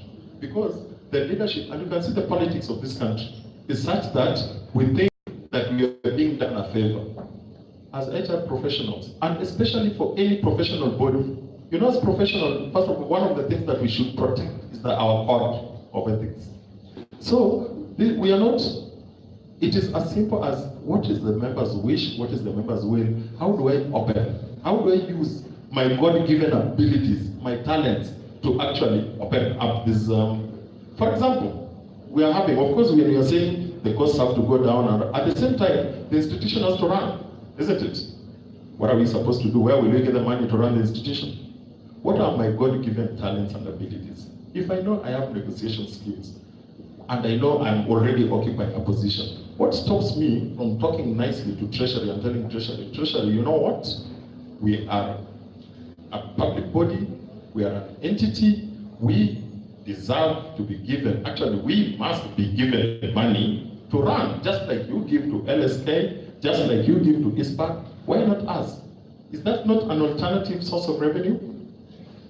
So my feedback, Mr. Ambassador, is that it is actually us who will be driving. So I'll just be on the steering wheel, but I'm actually being controlled and propelled by the members because it is your wish. You've had this outcry about CHRP. What is the response you're being given? Are you satisfied with the response that you're being given? And can I just come and authoritatively tell you these are, it's unfortunate if that was the answer you were given about regulation. That these regulations set by who? You can twist, you can just change those regulations like this with the members' power. So I want to believe that you will be steadfast, you will come out, and I want to challenge this. And because I'm in the profession and now we are talking amongst ourselves, for a long period of time, HR professionals have always taken a back seat and wait to be driven. And I can assure you that with the kind of leadership that I'll provide in the next elections, that is after 3 years, 2022, you will see the fireworks. Because everybody will want to come out. Everybody will want to take position. And we're asking you, members, take charge. If I come 6 months down the line, unaona nimeanza kuyumba, take charge. Say, this is not the kind of person who came to speak to us. What has happened to you? Take charge. Throw me out of the office. That is it.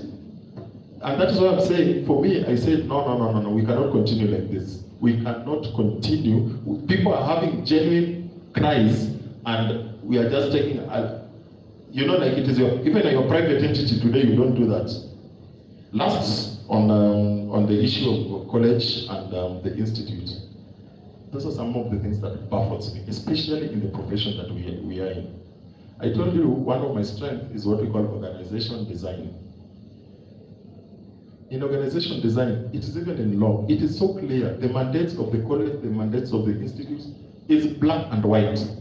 It is just arbitral refusal to do what is right. Arbitrary. We are refusing. And on our part also, we are accepting that, okay, sasa wakubwa wamesema, we'll do ours even as college, we'll do ours as a HRM, we should not allow that. But now, what are the channels that you need to address? What channels will you have to use this? First of all, you have an opportunity of the right leadership. You have also an opportunity to continue the same trend. So the choice is actually ours. So we decide on Thursday that we will be like this, or we decide on Thursday. We have elected strong leadership. We have elected our these are your representatives. They're not your leaders. They're not your lords. You are not anybody's servant. And therefore you say this is the law, and this is going to change. It has happened over the 3 years, and I want to give credit to where it's due. All these things that has happened for a purpose and for a reason. But my friends, I was telling the team in Naivasha the other day, those competencies, if applicable even to you as an individual, the competencies, the attributes that grew you and brought you up to here were very good. Those competencies and attributes are not the same ones that will take you to the next level. Say after me. The competencies that brought me up to this level are not the same competencies that will lead me to the next level. Never. You have to change it if you want to move. Otherwise, they'll take you up to that level, and after if you think you're comfortable, you'll start gravitating around them. Thank you very much. Ladies and gentlemen, I'm telling you once again, it's getting on fire. Questions on it, feel it over here. I'm telling you, please, get it live on YouTube. We are filled with questions. 2 candidates showed up out of 6. The question is, where are the rest? Feel you, Baba. whichever place we are in, deeply apologize. Meanwhile, you can actually join us live on YouTube. You can see our link, and we are glad that you can see. If you've got any questions for the candidates, it's Mr. Adam, who's actually going for the position of council member, representing Nairobi, Northeastern and Central. And also we have Mr. Joseph Onyango, who's actually going for the position of the national chairman. Meanwhile, over to you, Electorate. Thank you, sir. Yes, just wanted to ask a question. You've talked about feedback, and I think there's been a lot of communication problem. And can you tell us the strategies, how you will be communicating to the team, so that we know if it will be effective or not? So please just tell us some of the ways how you will use to communicate to the members and to also get feedback from members, like just within reasonable time. Because it's like there is a gap between the members and the bodies which are the institutes, so that we can know if that will be effective or not. Thank you, sir. Let's get another question. Yes, Raymond. Taking questions right now. Yeah, I'm Raymond, and I expect very simple and clear answers. Don't want you to take us in circles. So one, we've been called what? As HR professionals who have been in the field for a very long time, then we're being told we need to go to class. As a lawyer, we don't put laws and they act retrospectively. The laws are actually supposed to be active. They come in and move forward. My question is, are you going to continue with the current trend where all HR professionals in Kenya, whether you've been 30 years, 5 years, 3 years in the profession, to go to class? That's one. I'll not tell you what I expect you to do, but that's a question. Number two is on the aspect of the CPDs. Lawyers have been in the profession even before independence. We are only required to have 5 CPD points in a year. Now, HR, we are very new. Why are you putting double? And actually, those CPDs are not in the Act. It's something which is put by the council. Why can't we get back to basics and be able to benchmark, so at least we don't load these things to the professionals? Lastly, it's just an issue of, again, the question that had been asked before, actually coming from the online aspect. And we actually obtain as to the accounts because in this by law, the law is very clear. Accounts are supposed to be done by the Auditor General 3 months after the end of the year. The Act came in place, the council has been in place for the last 3 years. We have not seen any accounts. When we asked, we were told the accounts will come in March 2019. Those accounts for the last, I think, 3 or 4 years. This is something criminal. So, can you promise us that you're going to clean for us and to be able to ensure that, yes, every single coin of ours can be able to be accounted for? Because this is membership money, there is no single coin which has come from government. Can you assure us that, yes, we'll be able to get the proper account of how our money has been spent up to now? Last question, thank you very much. That's the last question. Ladies and gentlemen, you're taking us right now. It's excellent. Yourself, thank you very much for the question. We are asking you, are you contented? Let's get your question. That's the last one. Okay. Sorry. My name is Helen. Thank you everybody for coming. It's Mr. Onyango, Mohammed. It's good to see you guys here. I don't mind you coming here, standing here. Now, obviously as an HR professional, one of the problems we've had is an opportunity to speak our minds. When there's a lot of training, of course you go and listen to the training, but you cannot all bring problems that are not related to the training. So we've been having issues with not being able to talk to the management directly in the sense of meetings on a direct, not telephone calls. So there are several things that I'm looking to see whether the existing candidates are going to address. Number one, we are HR professionals. We are supposed to conduct ourselves in the most professional manner. But it is so unfortunate that some of the management of the institute and the secretariat and the administrators of some of the groups, Telegram, they, do not actually address people in a human way. That has bothered me a lot. Okay, infighting of the secretariat and the council, everybody knows about that.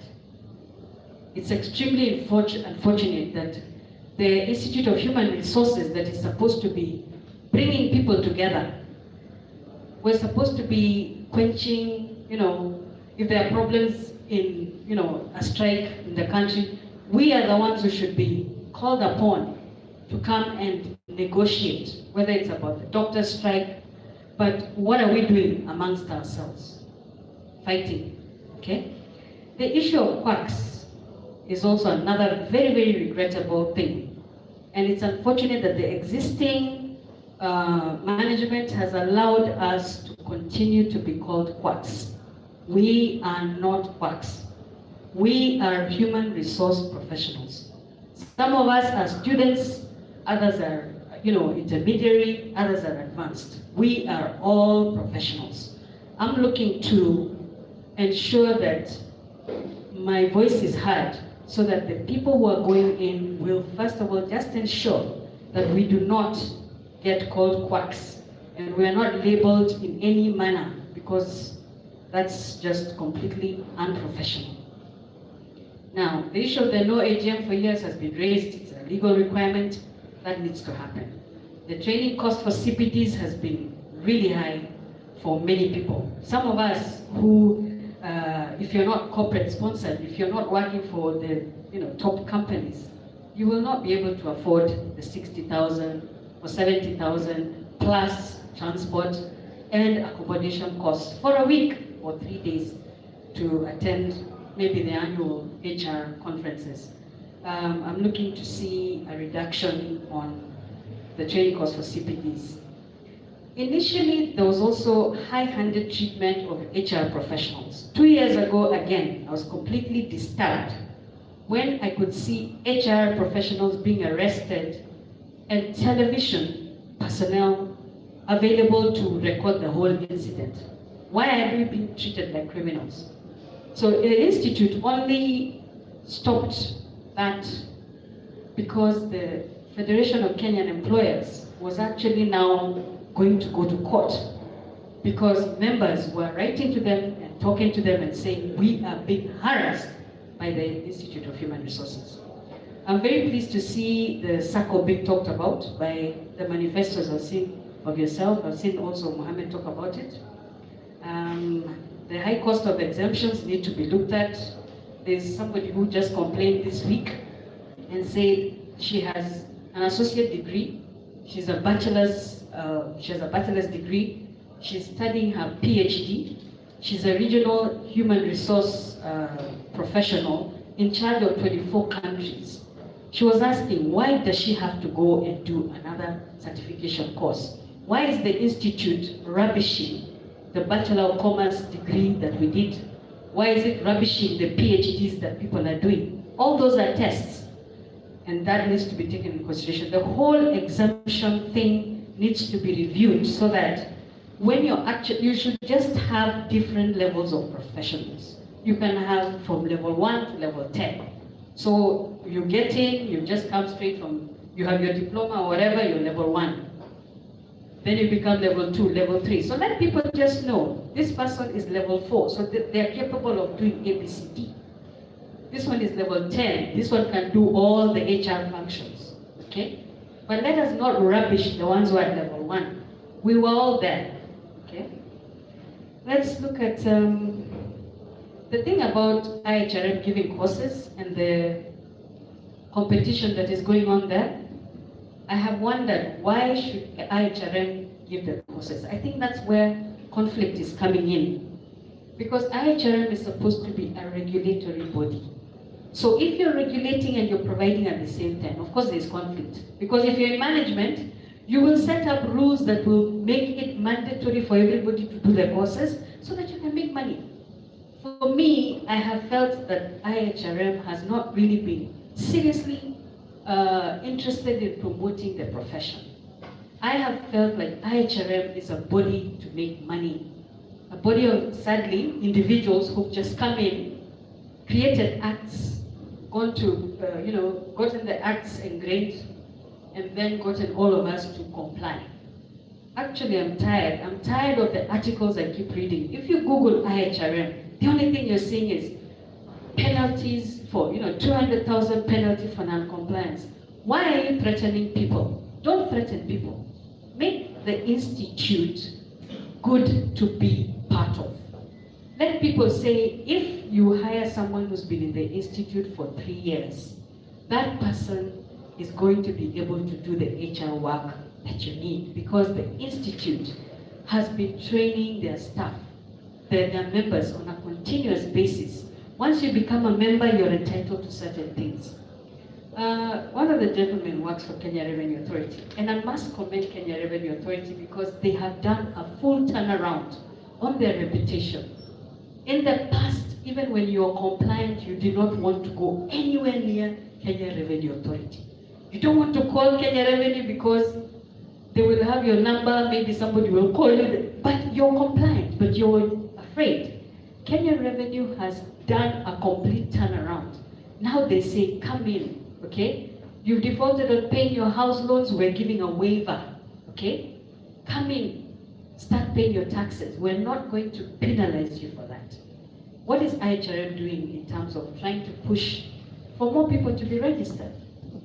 If we're hearing that we're 24,000 and we're only about 14,000 registered, there's a whole 10,000 there. Why are they not registered?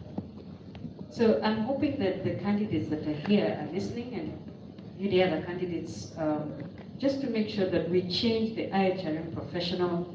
Let us now be warm, let us be the human professionals that we're supposed to be. Thank you. Thank you very much, Musalia. Thank you very much, Ambassador. Thank you very much, Raymond, and of course, Anthony Cleaver. Ladies and gentlemen, thank you very much for those of us who just joined us. I'd like to bring it to your attention that we have actually so many guys that are following from across the country, almost 80 people, 84 people. Thank you very much.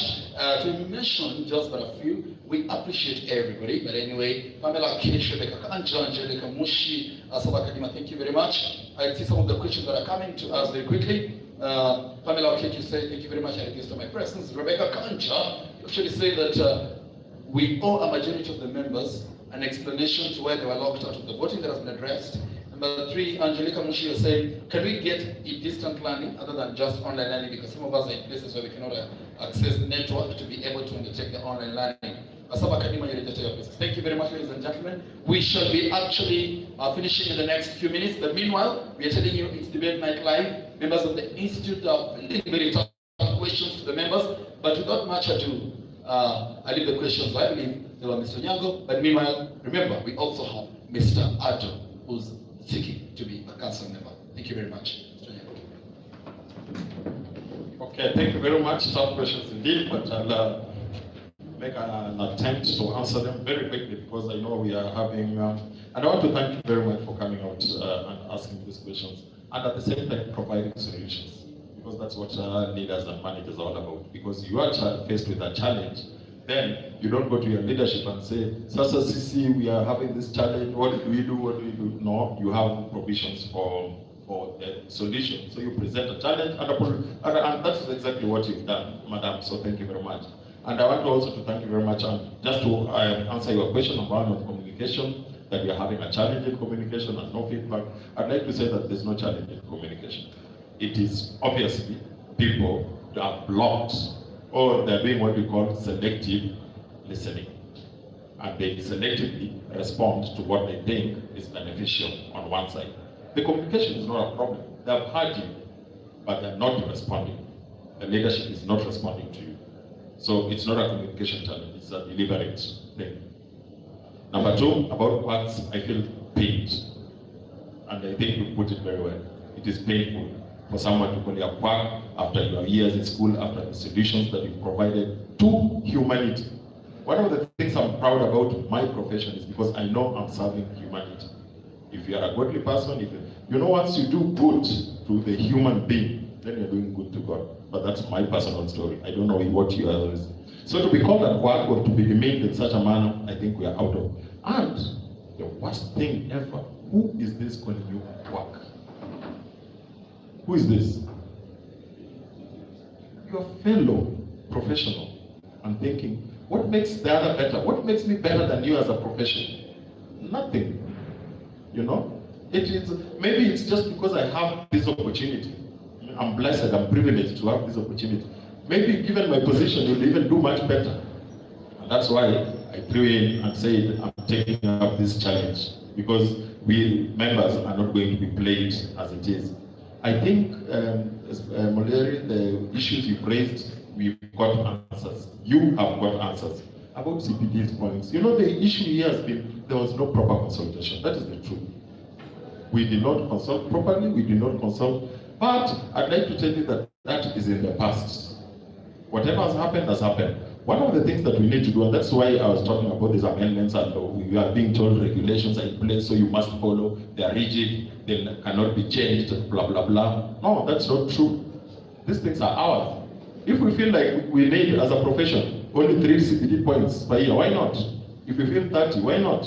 It is us to make that determination. It is actually us to make decisions on how we want this, as long as we are not acting below par to the level of being called quacks, to the level that we do not have a code of ethics, for example, to the level that we do not provide certain minimums that is expected of us, because we are people managers.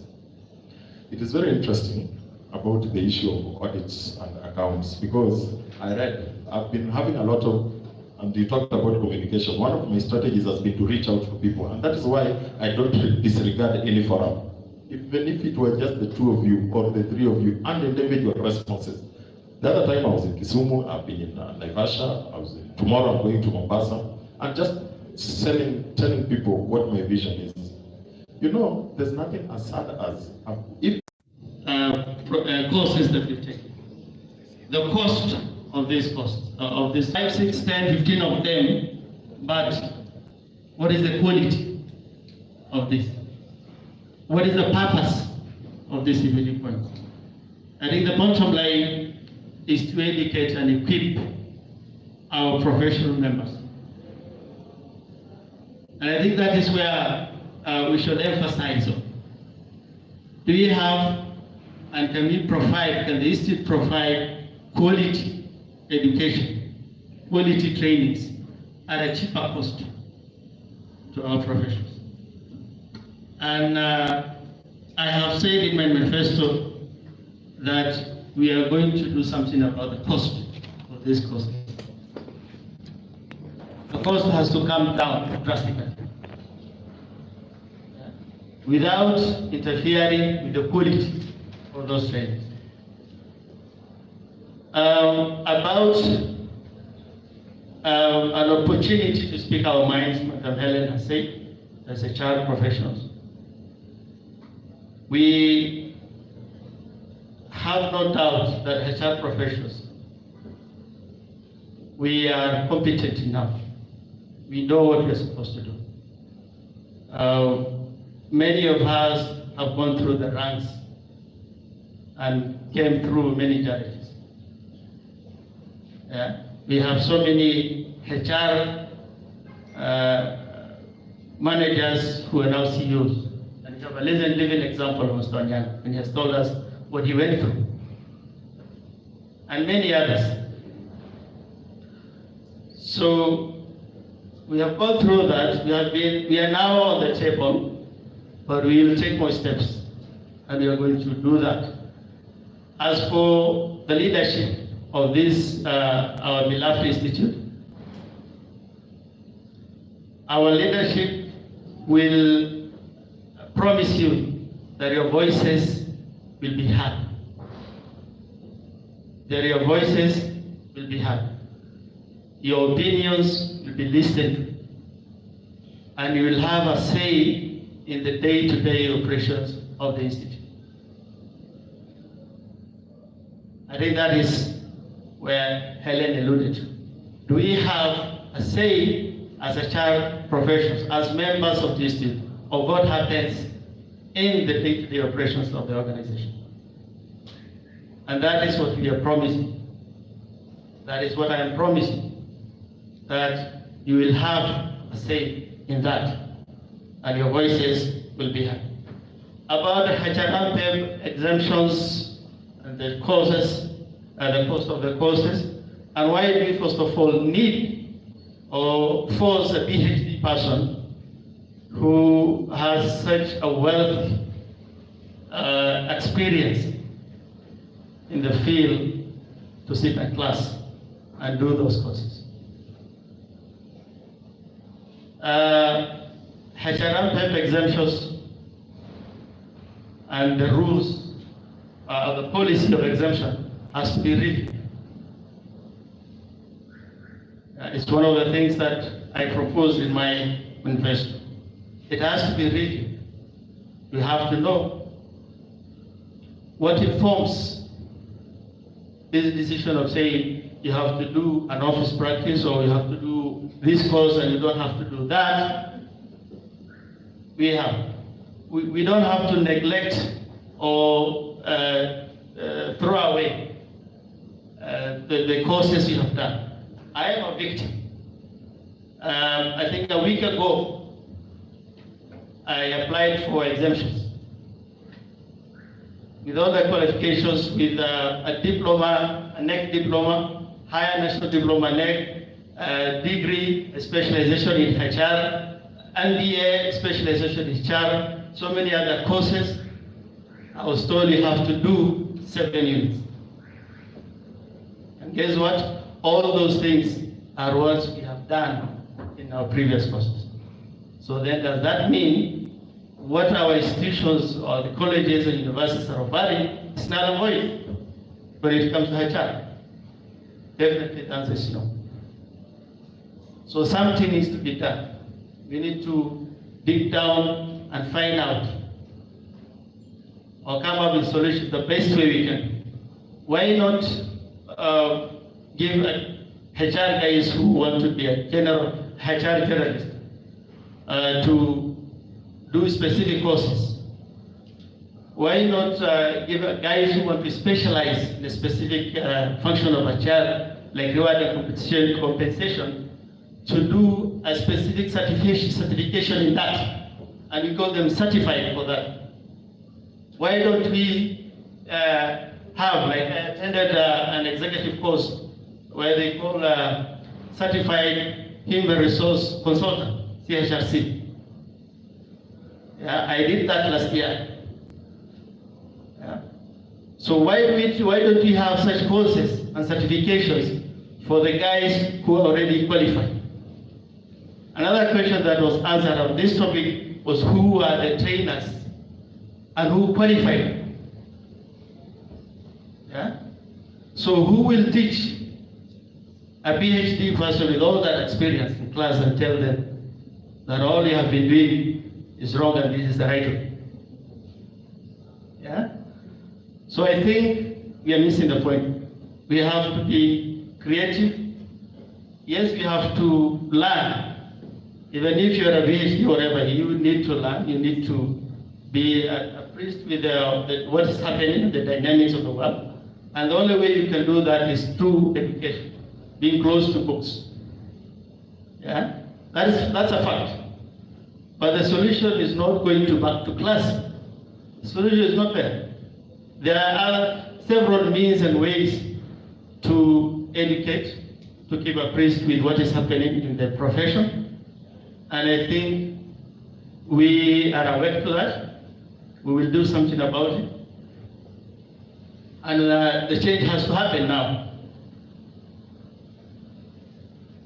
One more thing, one more point that before I forget is the area or the region that I'm fighting for is said to be big. let me inform you that the region is big, yes. It's Nairobi, Central, and Northeastern. For your information, there is currently seated member of council for Nairobi. There is a member of council for Central Kenya. The term has not ended. What the slot that is available, that we applied for, is for NEP, not this. So all the three have got their representatives, but the region is one. I think you understand now. So the region is one, but there are three different representatives for that region. And the other two, they're still in office. Their time has not ended. So what we are vying for now is that slot for NEP. Yeah. About a budget for the internship program, I think is what I've started with in my manifesto. I say we'll push for that program. We'll help our young professionals to excel in this profession. That's the way we can give back to the society. All the HR managers and professionals who are either in employment or they are having their own institute as consultants, we should encourage them to give up internship opportunities to our young professionals. The institute can come up with a platform where they can connect these potential employers to the young HR professionals and support in terms of finance. Yeah? That is what I think we can, and that's how we can help our young professionals in this field. So Adam, maybe as we just finish, because of time, I'd like to just draw your attention to Mr. Mohammed, who's very categorical and is asking you, and is really insistent that why did you refuse negotiated democracy? I don't understand that. Maybe in just 1 minute, in just 1 minute. Great. Maybe I'll have to narrate the whole story. For NEP, because of time constraints, we are actually supposed to finish. Allow me to explain this. It is now in public domain that some of my colleagues in the NEP profession have already contested and agitated these elections. They have served the institute and the returning officer and are asking why they have cleared non-NEP candidates for this election. I think what they misunderstood is that this is a region that's composed of Nairobi, Central Kenya, and NEP. As a region, all members of that region have the right to ask for the leadership of the region. And no member should be cornered or pushed and asked that we are not part of this. For heaven's sake, we are professionals. And the story started with going back to what he asked, that when the list came for the guys that were cleared for nomination for the post, our colleagues in NEP approached me. They said, now we are three from the same region, let's have a negotiated democracy kind of thing. And I told them in this day and age, that one cannot work. And I stood my ground, and I will defend it. I am not for that idea, and I will never go for that idea. There's a reason as to why I asked for this. There's a big problem in NEP. We have an infant branch that is barely a year old. And the current leadership of that infant branch has decided to suffocate that child to death. And I said no to that. Why I think that they're doing that and they're killing that is that one of my opponents is the interim secretary of that branch. It has been existent for a year. There is no single thing that they have done for that region, for NEP. Members have asked questions in forums, and anytime a member comes out and clearly confronts and asks critical questions, he or she is kicked out of that platform. And you know all that. It's everywhere. Yeah? So that's what Helen was asking. Where is the human in us? Where are we not giving an opportunity to devise opinions? So I've realized that there's a group of NEP elders and elites who are currently in office that have ganged up against me in person, and they decided to convince me in that. I refused. With that flop, the second thing they came up with was that, now these two other candidates, you don't have to spare them. This slot is for NEP. Again, I stood my ground and said, let's be liberal. And as long as we are part of this region, as long as NEP is part of Nairobi and Central, any member has a right. The moment I say that, I was in accident. I was thrown out of that group. And what happened, they know. Then the last option now is that this ADO is becoming a headache to us, so we have to find a way. Now they're calling me a foreigner. I no longer belong to NEP. So now members can see where things is heading. Yeah? I am born in NEP, I'm from NEP, I'll never be NEP. Yeah? So when guys complain that ADO is not from NEP, then that's a different story. Maybe they have reasons. Yeah? But that is, in short, what is happening in NEP. And that is what led to all these stories we're hearing, that elections has to be postponed, or the slot belongs to NEP, all this and that. These few guys who ganged up and who are, I would say, trying to suffocate that child, have realized that their stories are enough. They have nothing at all. So now, these papers and whatever they're doing, I see it as the kicks of a dying horse. Thank you very much, Mr. Mohammed. Ladies and gentlemen, as you can see, Mr. Mohammed Addo from Northeast. So I'm telling you, if you're thinking it's Mr. Stephen Hawking who's just walking out, no, it's God's blessing. Things are getting hot, and as Mr. Addo says, it is all the way to the ballot box. Choice is yours. I'm reminded, tomorrow, same thing, same time, in Mombasa, in the Technical University of Mombasa. In just 10 seconds, it's 9:59. Mr. Addo, what are your parting words for the night? In just 10 seconds, okay? What is your parting shot to the members who are watching? Of course. Okay, thank you. Just 10 seconds.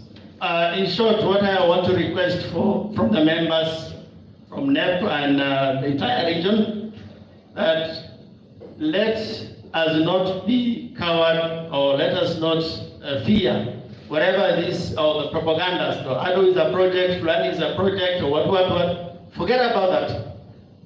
Let's go to the ballot. Let's exercise our rights. If I'm defeated, well and good, I will accept that. I have no problem with it. But I will not accept negotiated democracy. Full stop. Thank you very much. My last appeal to you is kindly evaluate our manifestos, be objective about our response to the needs of the members, and vote wisely. Thank you. Over to you, ladies and gentlemen, coming live from 680 Hotel here in Nairobi, Tuesday Night Live. Finally, Mr. Joseph Vincent Onyango. Over to you. Thank you very much, and it's really getting late, so I'll take a maximum of 4 or 5 minutes to just respond to these very critical questions. question number one is, Ambassador, how will we ensure that we protect the HR professionals doing the right thing? I think the experience I'm having currently, imagine I'm dealing with police officers in Kenya. And you've seen in the media and anywhere else how we've come out fearlessly and supporting the police officers who are doing just and good job. We do that. But one of the things that I must tell HR professionals, in the same breath, those HR professionals who are letting us down, who are taking bribes for recruitment, who are doing all those funny things, we need to whip them the same way, because they're the ones messing us up. So it is both give and take, because we have amongst ourselves, like any profession anyway, so we cannot run away from it. People who are taking advantage of the profession for self-replenishment and for self-gain, for their selfish needs. So we need to come out. And how easy is it? It is as easy as telling people, this is what was expected from you, this is how you conducted yourself, and we find it so unprofessional, out, and with repercussions. Similarly, the people who are steadfast in their jobs and who did the right thing, this profession and the leadership should be fast in whatever ways, both in parliament and anywhere else, to protect those that are, because the next thing, if we don't, and that is what has bedeviled us over the years, you are next because of doing the right thing, so you are victimized. And we are going to have this actually as part of the regulations. And my brother, on mentorship, thank you very much. For me, this is, I think, one of the most noble things that you are doing, and what those of us in the profession who are encouraging this are doing. Every time I sit in an executive recruitment process, and of course that is another thing that I know I've done for this country. The first Inspector General, the technical person behind it was myself, the recruitment of the Chief Justice. Whenever you answer, when a candidate walks in for executive, and some of you will be CEOs very soon, because you can storm and stay late until this hour. One of the questions that when you are asked by the panelists about your achievements and what you've done, where I sit as the people manager person, what do I look at? Because candidates will tell you, oh, when I took up this organization, I moved the membership, or I moved if it's a bank, I moved the customers from 15,000 to 45,000. Others will tell you, all those, or I've built myself, now I have a PhD. As an HR person, where you score your marks is when you hear this word coming, that I've built certain people from officers to managers. They're this. I've built people from managers to directors, and you score much more in an executive interview. True or not true? And that is what we look at, isn't it? And therefore, I have a lot of special interest in mentorship, and I practice it myself. One of the things I've done within 1 year in my place, and anybody can go and check in the commission itself, is that when I went there, the average age, and it's not just about age, because mentorship is age plus others also in terms of mentoring your profession, is that I've moved the average age, which I found at around 48 or 38 thereabouts, to now as we speak. In a span of 1 year, the average age is actually the youth age. It's like 31 over that one period. Because I believe there are the people who are easy to deal with and easy to adapt. You elect me, you're a chairperson, and I'm sorry for some of us who have hit the age. I can assure you that the next chair for this institute will not be by age and above. It will be a youth, and preferably a lady. That is what my ambition is.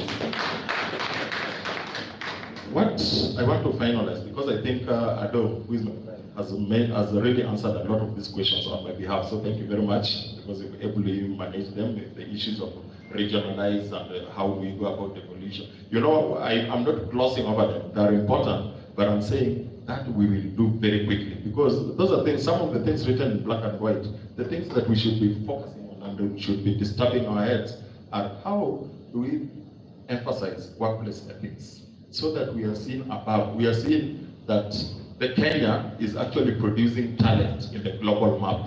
And it's not difficult, because we've done it before. How many of us know, and the older people, I don't know who is here, will know, that there was a time in this country that you get a certificate, in this continent, not in this country, in this continent, that you get a certificate from Kenya Utalii College. It is so highly respected anywhere. Go to Zimbabwe, go to South Africa, where unajua huyu, and we have people from all over the region. Then they used to say, unajua huyu ni wa utalii. Why? Because that certificate was so respected that everyone in the region realized that for hospitality, that one go to Kenya. How many of us know how, for example, those ones in the medical field, the nurses, with the nurses we used to produce, of course now it is alien because of our practices, that our nurses are so highly regarded, especially in UK and in many of those advanced. How many of us know? This is my vision, that we want to produce professionals. And just going back to the issue of values, who, when you are told that, you know, this engineer is from Kenya, this certificate is from Kenya, you are automatically placed at another level. You automatically looked different. The only profession that can do that is this. And that is where I want us to go. I want us to help ourselves produce good global citizens, so that we don't just look at our today's problems. And it will be a long step. I can tell you that the 3 years that you'll be giving me as your chairperson, I'll be just making the grounds for that, so that when the next leadership come, they come to continue. We'll have sorted out this issue of our cost, of CPD points, of CHRP programs, its design and all that, because we have academics, we have people who are qualified, we have people who have read. They know when to give exemptions and when not to give. They know what is ethical and what is not ethical. That we can thrash within 1 year. Of course, even that will take time because of our culture and all that. Our institute, our finances, accountability for this. You know, those are things that because it is expected that we are doing already.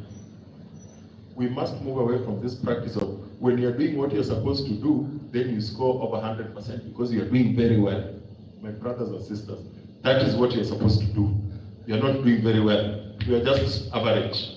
The people who are doing very well are the ones who are going an extra mile and doing that is not expected. And that is why you find Safaricom busy in their research and development, trying to find solutions for problems that are not even there in the first place, because they already know these problems will occur. Google, for example. And that is why Coca-Cola as a company still markets, and yet they're the market leaders. For marketing, nani anatoa Coca-Cola?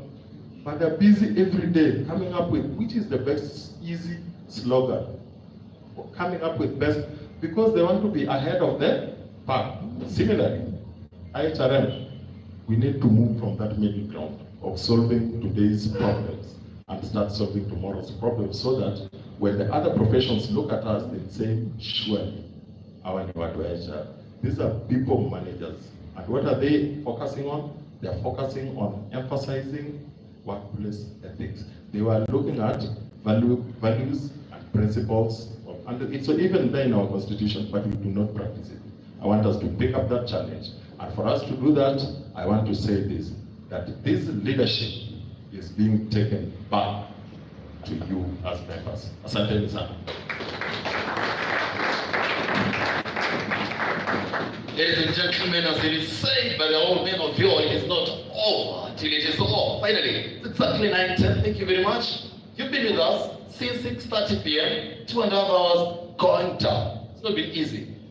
To our panelists, Mr. Mohammed Ado, going for the council member for Northeastern, I will say Northeastern Central. I am duly instructed that he's actually going for the council member. Yes, sitting in the council, but representing the Northeastern region. Mr. Mohammed Ado, once again, thank you for joining us. And of course, Mr. Joseph Vincent Onyango, who's gunning for the position of chairmanship. Thank you very much for joining us. Tomorrow's Tuesday Night Live. It is Ihrm debate night. And I'm also reminded that tomorrow, from exactly 5:30, we will be down in the salty waters of Mombasa. I'm told you can still tune in, and the same thing will be happening. To my very able gallery, thank you very much. It was very nice having you here. Thank you very much. It was not easy to beat traffic. Thank you very much. It was not easy to sit all through for 2.5 hours. But for now, ladies and gentlemen, let's just drop our apologies for the technical team. even with these makeshift cameras and everything, makeshift phones, we still made sure that all this was possible. Thank you for Team Al, thank you for Team Sly, thank you very much for every other person. Thank you very much, Mr. Ombugu, Jabo, the only Kikuyu who was an American swag. Thank you very much. I think it's in order that everybody, at least you come and say hi to, somebody was saying that we need to see the technical team. Just come and say hi to the people, Al. Sylvester.